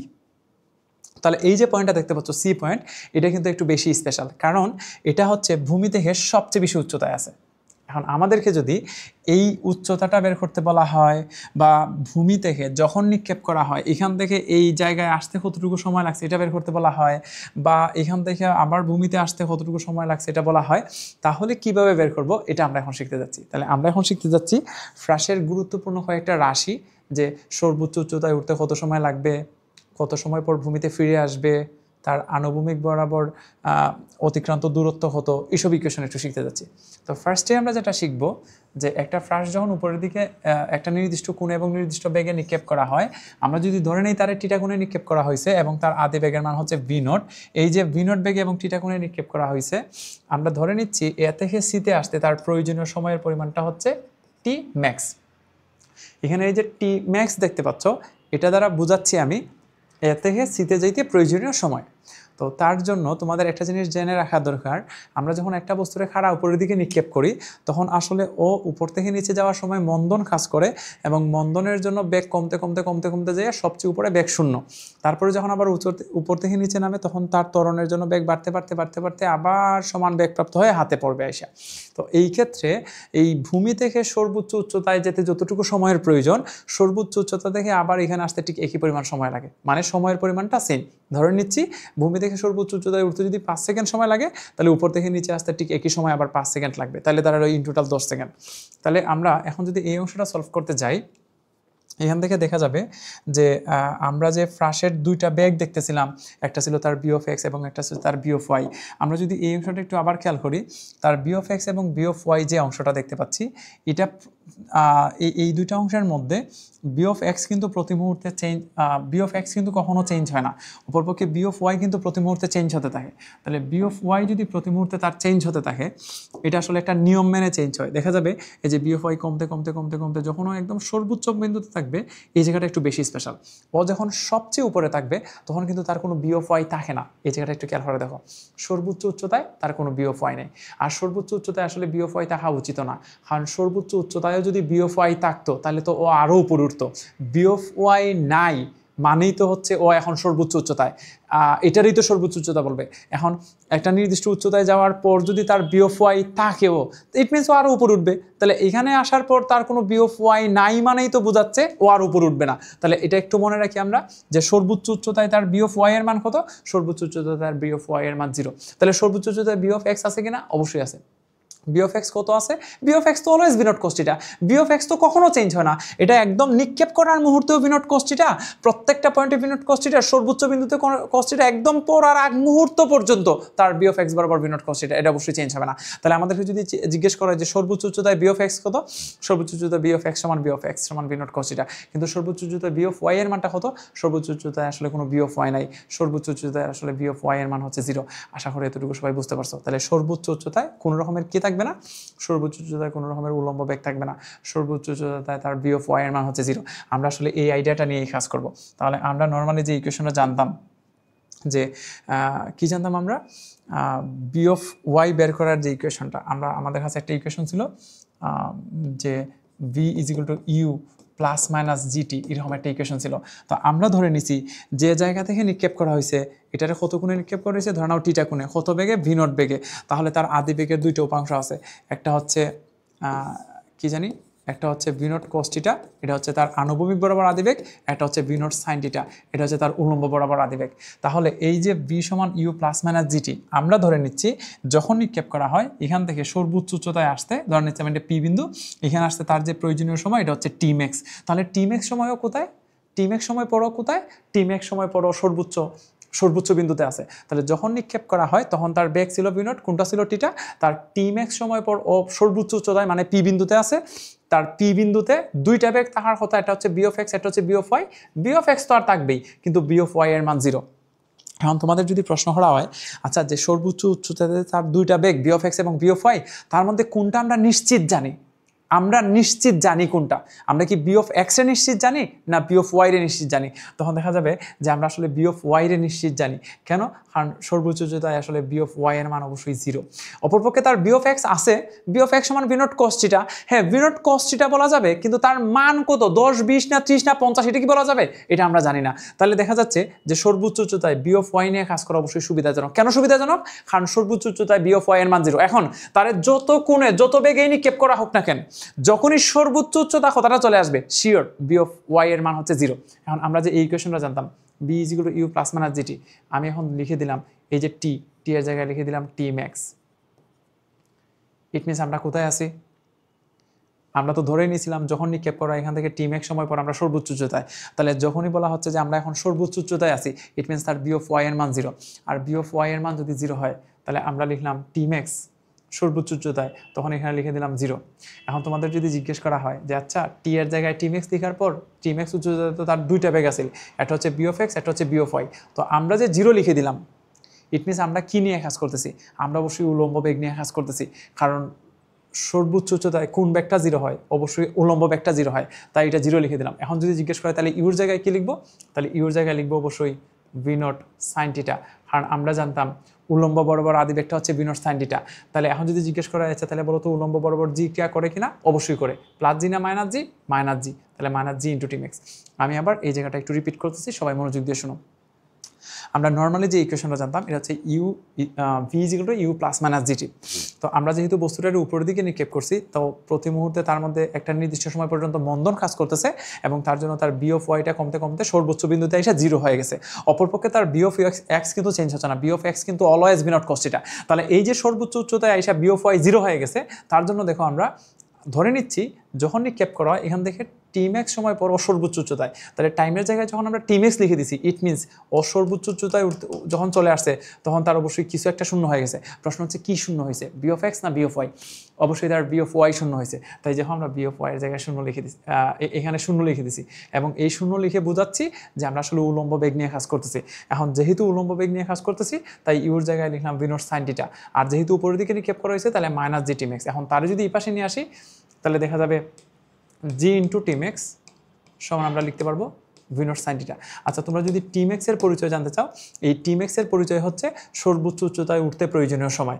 তাহলে এখান থেকে যদি আমরা শুধু টি ম্যাক্স লিখতে যাই, তাহলে শুধু টি ম্যাক্সের ইকুয়েশনটা আসবে V naught sine theta divided by নিচে চলে আসবে জি।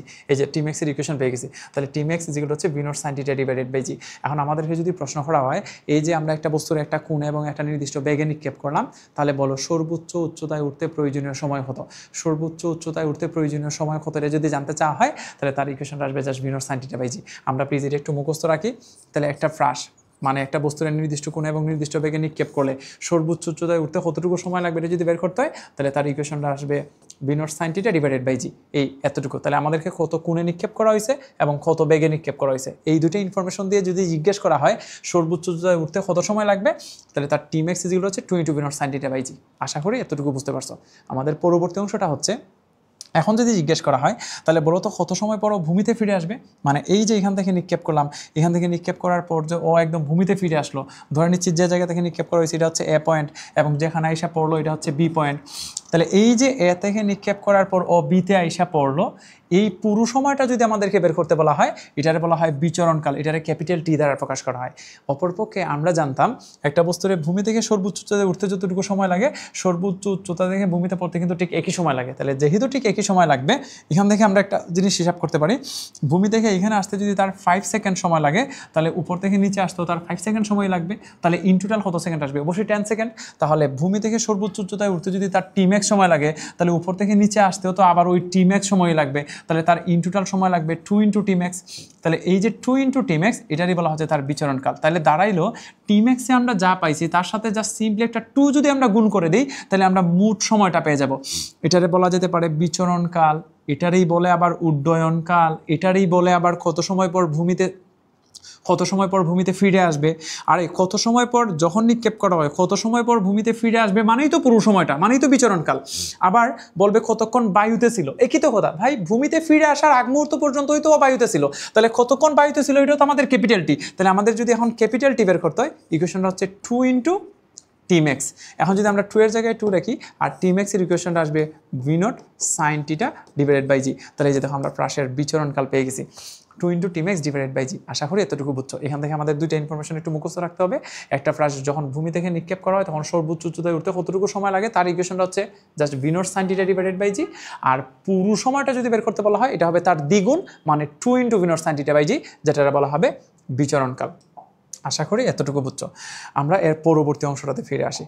এখন এই যে পুরো অংশটা আমরা দেখতে পাচ্ছি, মানে যে জায়গা থেকে নিক্ষেপ করা হয় এটার যদি আমরা বলি এ বিন্দু এবং যেখানে আইসা পড়লো এটা যদি হয় বি বিন্দু, তার সর্বোচ্চ যে পয়েন্টটা আছে এটার যদি বলি আমরা সি বিন্দু, তাহলে এখান থেকে এই পুরো অংশটা দেখার পর তোমার যদি জিজ্ঞেস করা হয় যে ও কোন পয়েন্টে সবচেয়ে বেশি উপরে ছিল, ও আসলে এই সি পয়েন্টটাতেই সবচেয়ে বেশি উপরে ছিল। এখন এই যে ও সি পয়েন্টে ও সবচেয়ে বেশি উপরে ছিল এই জায়গাটারই বলা হয় ক্যাপিটাল এইচ। আবার বলি এই জায়গাটারই বলা হয় ক্যাপিটাল এইচ। এখন এই যে ক্যাপিটাল এইচ দেখতে পাচ্ছ এটারই বলা হয় সর্বোচ্চ উচ্চতা। আবার বলি এই ক্যাপিটাল এইচরে বলা হয় সর্বোচ্চ উচ্চতা। ও আসলে ভূমি থেকে সবচেয়ে বেশি উপরে ছিল এই সি বিন্দুতে। তো আমাদেরকে কিছু ইনফরমেশন দিয়ে মানে হচ্ছে এই ভি নট আর টিটা মানে কত কোণে এবং কত বেগে, এই দুইটা ইনফরমেশন দিয়ে জানতে চাওয়া হবে যে ও ভূমি থেকে সর্বোচ্চ কতটুকু উপরে ছিল। তাহলে ভূমি থেকে সর্বোচ্চ কতটুকু উপরে ছিল এটা যদি বের করতে বলা হয় মানে এই ক্যাপিটাল এইচ এর মান বের করতে বলছে। এখন আমাদের কাছে একটা ইকুয়েশন ছিল এমন v² = u² ± 2gh। আশা করি এই ইকুয়েশনটা সবাই চিনো। অপরপক্ষে আমরা প্রথম থেকে যে জিনিসটা বারবার রিপিট করে আসতেছি যে যখনই একটা বস্তুর কোণে নিক্ষেপ করা হবে তখনই তার আদিবেগ কিন্তু দুইটা উপাংশে বিভাজিত হয়ে যাবে। উপাংশে বিভাজিত হয়ে একটা হবে ভি নট সাইন থিটা আর একটা হবে ভি নট কোস থিটা। যে অংশটার জন্য সামনে আগায় এটা হচ্ছে ভি নট কোস থিটা আর যে অংশটার জন্য উপর উঠে এটা হচ্ছে ভি নট সাইন থিটা। মানে একটা হচ্ছে আদিবেগের আনুভূমিক উপাংশ, একটা হচ্ছে আদিবেগের উলম্ব উপাংশ। এখন এই যে ভি ভাগ হয়ে একটা হচ্ছে ভি নট সাইন থিটা আর একটা হচ্ছে ভি নট কোস থিটা, এটারে যদি আমরা হিসাব করতে যাই যে আমাদের নর্মালি একটা নির্দিষ্ট উচ্চতায় তার বেগ বের করার ইকুয়েশন হচ্ছে v² = u² + 2gh। এই ভি এর পরিচয় কিন্তু হচ্ছে এইচ উচ্চতায় বেগ। এখন আমরা যখন এখানে ক্যাপিটাল এইচ লিখে দিব, এইচ এর জায়গায় যখন আমরা ক্যাপিটাল এইচ লিখে দিব ইট মিনস আমরা এখন কোন উচ্চতায় আছি? ক্যাপিটাল এইচ মানেই তো সি বিন্দুর উচ্চতা নির্দেশ করে, তাহলে আমরা এখন সি বিন্দুতে চলে আসছি। তাহলে যেহেতু আমরা উচ্চতা স্মল এইচ এর জায়গায় ক্যাপিটাল এইচ লিখে দিছি, এখানে স্মল এইচ আসলে নির্দেশ করে যে কোনো উচ্চতা, কিন্তু যখন আমরা এই স্মল এইচ এর জায়গায় ক্যাপিটাল এইচ লিখে দিচ্ছি ইট মিনস এখন আমরা সর্বোচ্চ উচ্চতা নিয়ে কাজ করতেছি।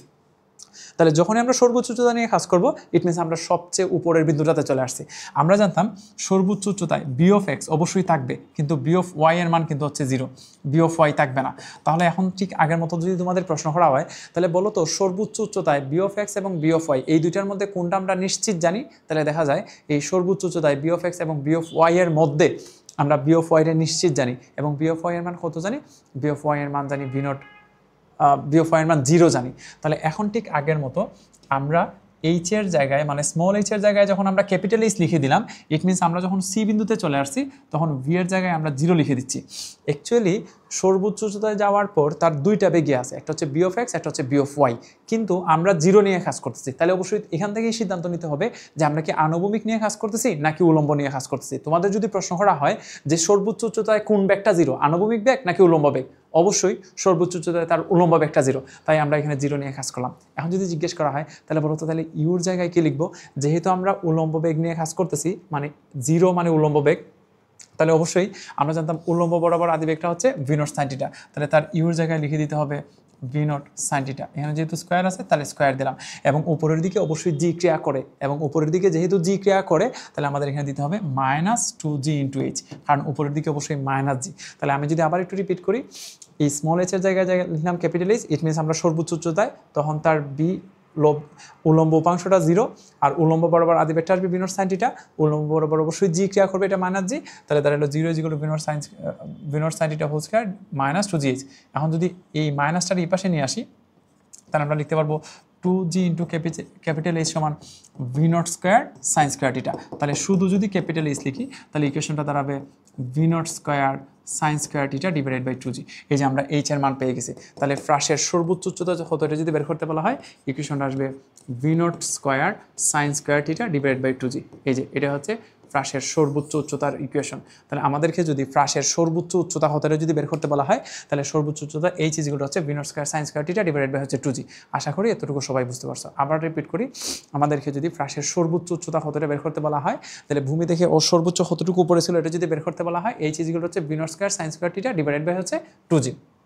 আচ্ছা, তাহলে আমরা ফ্রাসের সর্বোচ্চ উচ্চতায় উঠতে কত সময় লাগে এটা পেয়ে গেছি, পুরো সময়টা হতো এটা পেয়ে গেছি, এবং সর্বোচ্চ উচ্চতা হতো এটা পেয়ে গেছি। আমাদের আর একটা অংশ বাকি আছে, চলো ওইটাও শেষ করে ফেলি।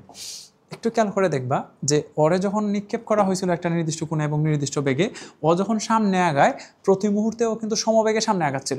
এখন ও যেহেতু সমবেগেই সামনে আগাচ্ছে, তাহলে আমরা যদি এইভাবে চিন্তা করি যে সমবেগের ক্ষেত্রে একটা ইকুয়েশন হচ্ছে এমন যে একটা বস্তু যদি নির্দিষ্ট বেগের সামনে আগায়, আমরা জানতাম সমবেগের ইকুয়েশন হচ্ছে এস ইজিক্যাল টু ভিটি। তাহলে ও এ থেকে নিক্ষেপ করা হলে, মানে তারে যখন একটা নির্দিষ্ট বেগে নিক্ষেপ করা হচ্ছিল, ধরে নিচ্ছি আমরা তারে এ বিন্দু থেকে নিক্ষেপ করলাম, তাহলে যে বিন্দু থেকে নিক্ষেপ করা হয়েছে ও পড়ার আগ মুহূর্ত পর্যন্ত, এই যে এ বিন্দু থেকে নিক্ষেপ করা হয়েছে এটা এসে ধরে নাও বি বিন্দুতে পড়লো, ও পুরো সময়টা জুড়ে অবশ্যই সমবেগে সামনে আগাচ্ছে, কারণ আমরা জানতাম ফ্রাস সামনে আগায় সমবেগে। তাহলে এ থেকে নিক্ষেপ করার পর মুহূর্ত থেকে একদম বিতে পড়ার আগ মুহূর্ত পর্যন্ত অসমবেগে সামনে আগাচ্ছে। তখন বলা হয় যে বিন্দু থেকে নিক্ষেপ করা হয়েছে এবং যে বিন্দুতে আইসা পড়লো, এই যে দূরত্বটা, এটা বলা হয় তার আনুভূমিক পাল্লা বা রেঞ্জ। এই আনুভূমিক পাল্লা বা রেঞ্জ বের করার ইকুয়েশনটা এখন আমরা খুঁজতে যাচ্ছি। তো তার আগে আনুভূমিক পাল্লার পরিচয়টা একটু বলি।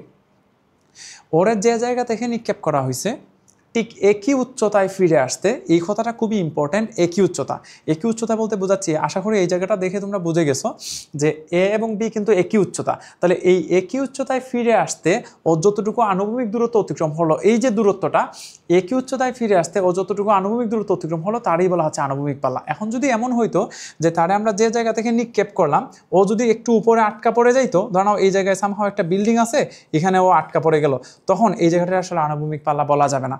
আনুভূমিক পাল্লা হতে হলে যে জায়গা থেকে নিক্ষেপ করা হয়েছে এটা ঠিক একই উচ্চতায় আসতে হবে। একই উচ্চতায় আসার পর যতটুকু আনুভূমিক দূরত্ব অতিক্রম করবে এই জায়গাটারই বলা হবে আনুভূমিক পাল্লা। আশা করি এতটুকু বুঝতে পারছো। তাহলে যে জায়গা থেকে নিক্ষেপ করা হয় একই উচ্চতায় ফিরে আসতে যতটুকু আনুভূমিক দূরত্ব অতিক্রম করে তারই বলা হয় আনুভূমিক পাল্লা। এখন আমরা এই আনুভূমিক পাল্লা মানে আর কিভাবে বের করতে হয় এই ইকুয়েশনটা শিখব। তাহলে আমরা জানতাম যে ফ্রাস সামনে আগায় সমবেগে এবং কত বেগে, বি অফ এক্স বেগে, যেখানে বি অফ এক্সটা হচ্ছে v not cos theta. It means যখন নিক্ষেপ করা হয়েছে এখান থেকে যে জায়গায় আইসা পড়ছে এই পুরো সময়টা জুড়ে ও সমবেগে সামনে আগাচ্ছে এবং তার বেগের মান হচ্ছে ভি নট কস থিটা। এখন আমরা জানি ফ্রাস যখন আগায়, যেহেতু সমবেগে সামনে আগায়, তাহলে তার ইকুয়েশন আসবে এস ইজিক্যাল টু ভিটি। এখানে বেগ হিসেবে কাজ করবে বি অফ এক্স মানে ভি নট কস থিটা, কারণ ও এই বেগটা নিয়েই সামনে আগায়, আর টি হিসেবে কাজ করবে পুরো সময়টা, কারণ আমাদের হিসাবটা হচ্ছে যখন নিক্ষেপ করা হয় এখান থেকে যে জায়গায় এসে পড়বে এই পুরো সময়টা নিতে হবে, তার মানে ক্যাপিটাল টি। তাহলে ভি নটের জায়গায় ভি নট রইল, কস থিটা রয়ে গেল, আর ক্যাপিটাল টি এর ইকুয়েশনটা আমরা জানতাম 2 into v not sine theta divided by হচ্ছে জি।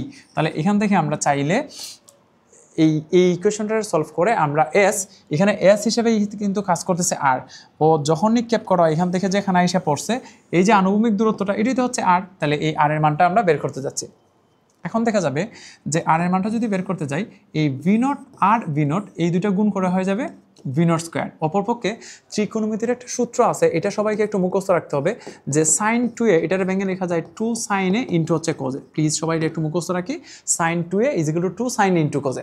তাহলে সাইন 2a সমান যদি হয় 2 sin a ইন্টু কোজে, তাহলে আমরা উল্টায় বলতে পারবো 2 sin a ইন্টু কোজে মানে হচ্ছে সাইন 2a। তাহলে এখানে একটু খেয়াল করে দেখো ভি নট আর ভি নট গুণ করে ভি নট স্কোয়ার, আর এই যে 2 sin theta into cos theta, এই যে 2 sin theta into cos theta মিলে কি হয়ে যাবে সাইন 2 থিটা। আবার বলি 2 sin theta into cos theta মিলে হয়ে গেল সাইন 2 থিটা ডিভাইডেড বাই হচ্ছে জি। তাহলে আর ইজ ইকুয়াল টু দাঁড়াইলো v not square sin 2 theta divided by হচ্ছে জি। তাহলে এটা একটু মুখস্থ রাখতে হবে, R is equal to v not square sin 2 theta by g, এটাই হচ্ছে তার আনুভূমিক পাল্লা। তাহলে আনুভূমিক পাল্লা বের করার ইকুয়েশন পেয়ে গেলাম। আমাদেরকে যদি একটা প্রাস কতটুকু দূরে যাইয়া পড়লো ইনটুটাল এটা বের করতে বলা হয়, তাহলে আর ইজ ইকুয়াল হচ্ছে v not square sin 2 theta divided by হচ্ছে জি, এটা হচ্ছে আনুভূমিক পাল্লা বের করার ইকুয়েশন। R is equal to v not square sin 2 theta divided by হচ্ছে জি। আশা করি এতটুকু সবাই বুঝতে পারছো। তাহলে আমরা এখন পর্যন্ত কি কি পড়ছি যদি একটু খেয়াল করো, যে আমরা প্রাসের যে ইনফরমেশনগুলো শিখছি সবগুলো যদি একটু একসাথে দেখি, আমরা প্রথমত শিখছি প্রাসের সর্বাধিক উচ্চতা, যেটা ক্যাপিটাল এইচ বলতেছিলাম। ক্যাপিটাল এইচ এর ইকুয়েশনটা হচ্ছে v not square sin square theta by 2g। আনুভূমিক পাল্লা আর মাত্র যেটা শিখলাম এটা হচ্ছে v not square sin 2 theta by g, এবং সর্বাধিক উচ্চতায় গমনকাল এটা হচ্ছে টি ম্যাক্স, মানে ওই সর্বাধিক উচ্চতায় জাস্ট আমরা যদি বলি এটা এ পয়েন্ট, এটা বি পয়েন্ট, আর সবচেয়ে উচ্চতায় যেটা এটা সি পয়েন্ট, জাস্ট এ থেকে সিতে আসতে যে প্রয়োজনীয় সময়টা যদি হয় টি ম্যাক্স এটা হচ্ছে v not sine theta by g. আর বিচরণকাল ক্যাপিটাল টি যেগুলো হচ্ছে 2 into v not sine theta by g. ফ্রাসের এই ইনফরমেশনগুলো একদম মুখস্থ থাকতে হবে। আবার বলি ফ্রাসের এই ইনফরমেশনগুলো সবাই প্লিজ একটু মুখস্থ রাখো। এখানে আরেকটা জিনিস মনে রাখো, এই কোণের মানটা ধরে নাও 45 ডিগ্রি। এখন আমরা যতই উপরের দিকে নিক্ষেপ করবো থিটাটা কিন্তু বাড়তে থাকবে। এইভাবে বাড়তে বাড়তে যদি আমরা খাড়া উপরের দিকে নিক্ষেপ করে দিই তখন কিন্তু এই পুরো থিটার মানটা হয়ে যাবে 90 ডিগ্রি। তাহলে খাড়া উপরের দিকে নিক্ষিপ্ত বস্তুর জন্য থিটার মান কত এটা তোমার বলে দিবে না, তোমার নিজে দেখে বুঝে নিতে হবে। খাড়া উপরের দিকে নিক্ষিপ্ত বস্তুর জন্য থিটার মান অবশ্যই হবে 90 ডিগ্রি। আমি আবার একটু রিপিট করি, খাড়া উপরের দিকে নিক্ষিপ্ত বস্তুর জন্য থিটার মান অবশ্যই হবে 90 ডিগ্রি। তাহলে আমাদের এই থিটাটা তখন 90 ডিগ্রি হয়ে যাবে। তখন যদি থিটার মানটা 90 ডিগ্রি হয়ে যায় তখন আমরা যেটা করতে পারবো যদি চাই আর কি, একটু খেয়াল করে দেখো, খাড়া উপরের দিকে নিক্ষিপ্ত বস্তুর জন্য থিটার মান যেহেতু 90 ডিগ্রি, তখন তারা যদি আমাদেরকে কখনো উল্লেখ করে যে খাড়া উপরের দিকে নিক্ষেপ করছে, তখন এখানে সাইন 90 এই জায়গাটা হয়ে যাবে 1, তখন এইচ এর জায়গায় লিখতে পারবো v not square by 2g, v not square by 2g। তখন আনুভূমিক পাল্লা আর এর মান হয়ে যাবে 0। কেন 0 হয়ে যাচ্ছে? কারণ খাড়া উপরের দিকে নিক্ষেপ করলে থিটা যদি 90 ডিগ্রি হয়, এখানে কিন্তু 2 থিটা আছে, তাহলে 2 ইন্টু 90 ডিগ্রি হয়ে যাবে 180, আর সাইন 180 চাপলে আনসার হয়ে যাবে 0। এটা অবশ্যই এমনিতেই বোঝা যায়। আমরা যদি একটা বস্তুরে খাড়া উপরের দিকে নিক্ষেপ করি তাহলে ও তো আইসা এখানেই পড়বে। তাহলে একটা বস্তুরে খাড়া উপরের দিকে নিক্ষেপ করলে ও যেহেতু আইসা এখানেই পড়তেছে, তাহলে তার আনুভূমিক বরাবর তো কোনো দূরত্ব নাই, আনুভূমিক বরাবর দূরত্ব তো 0 হয়ে যাবে, তাই এটা 0 হয়ে যাচ্ছে। সর্বাধিক উচ্চতায় গমনকাল টি ম্যাক্স, তখন এই সাইন 90 হয়ে যাওয়াতে এটা শুধু আসবে V naught divided by g. আর যদি বিচরণকাল জানতে চাই, এখানে আবার সেম সাইন 90 যেহেতু 1 হয়ে যাবে, তাহলে আসবে 2 into v not by g. এখন যদি জিজ্ঞেস করা হয় যে এই যে অংশগুলো এখন যেগুলো লিখছি এগুলো আসলে আমরা কখন ইউজ করব, এগুলো আমরা তখনই ইউজ করব যখন বলবে খাড়া উপরের দিকে নিক্ষেপ করা হয়েছে। আর যদি খাড়া উপরের দিকে নিক্ষেপ করা হয়েছে এটা না বলে এত কোণে নিক্ষেপ করা হয়েছে, তখন তো আমরা নর্মালি যে ইকুয়েশনগুলো দেখতেছি এগুলো ইউজ করবো, এই যে এটা ইউজ করবো, এই যে এটা ইউজ করবো। যখন কোণে নিক্ষেপ করা হবে তখন এই ইকুয়েশনগুলো ইউজ করবো, কিন্তু যখন এই খাড়া উপরের দিকে বলবে তখন আমরা এই পাশের এগুলো ইউজ করতে পারবো। চলো আমরা একটা প্রবলেম সলভ করি। একটা বলকে আনুভূমিকের সাথে 30 ডিগ্রি কোণে, এই যে 30 ডিগ্রি কোণে মানে এটা হচ্ছে থিটা, এবং 40 মিটার পার সেকেন্ড বেগে নিক্ষেপ করা হলো, তার বিচরণকাল মানে ক্যাপিটাল টি জানতে চাচ্ছে, সর্বাধিক উচ্চতা মানে এইচ জানতে চাচ্ছে। তো আমরা যদি একটু এটা সলভ করতে যাই, আমরা ক্যাপিটাল টি এর ইকুয়েশন কি জানতাম, 2 into v not sine theta divided by g. তাহলে 2 এর জায়গায় 2, ভি নটের মান হতো বলছে 40, সাইন টিটার মান হতো লিখছে 30 ডিগ্রি ডিভাইড বাই জি এর মান 9.8। ক্যালকুলেটার চাপলে যা আসে তাই হচ্ছে তার বিচরণকাল।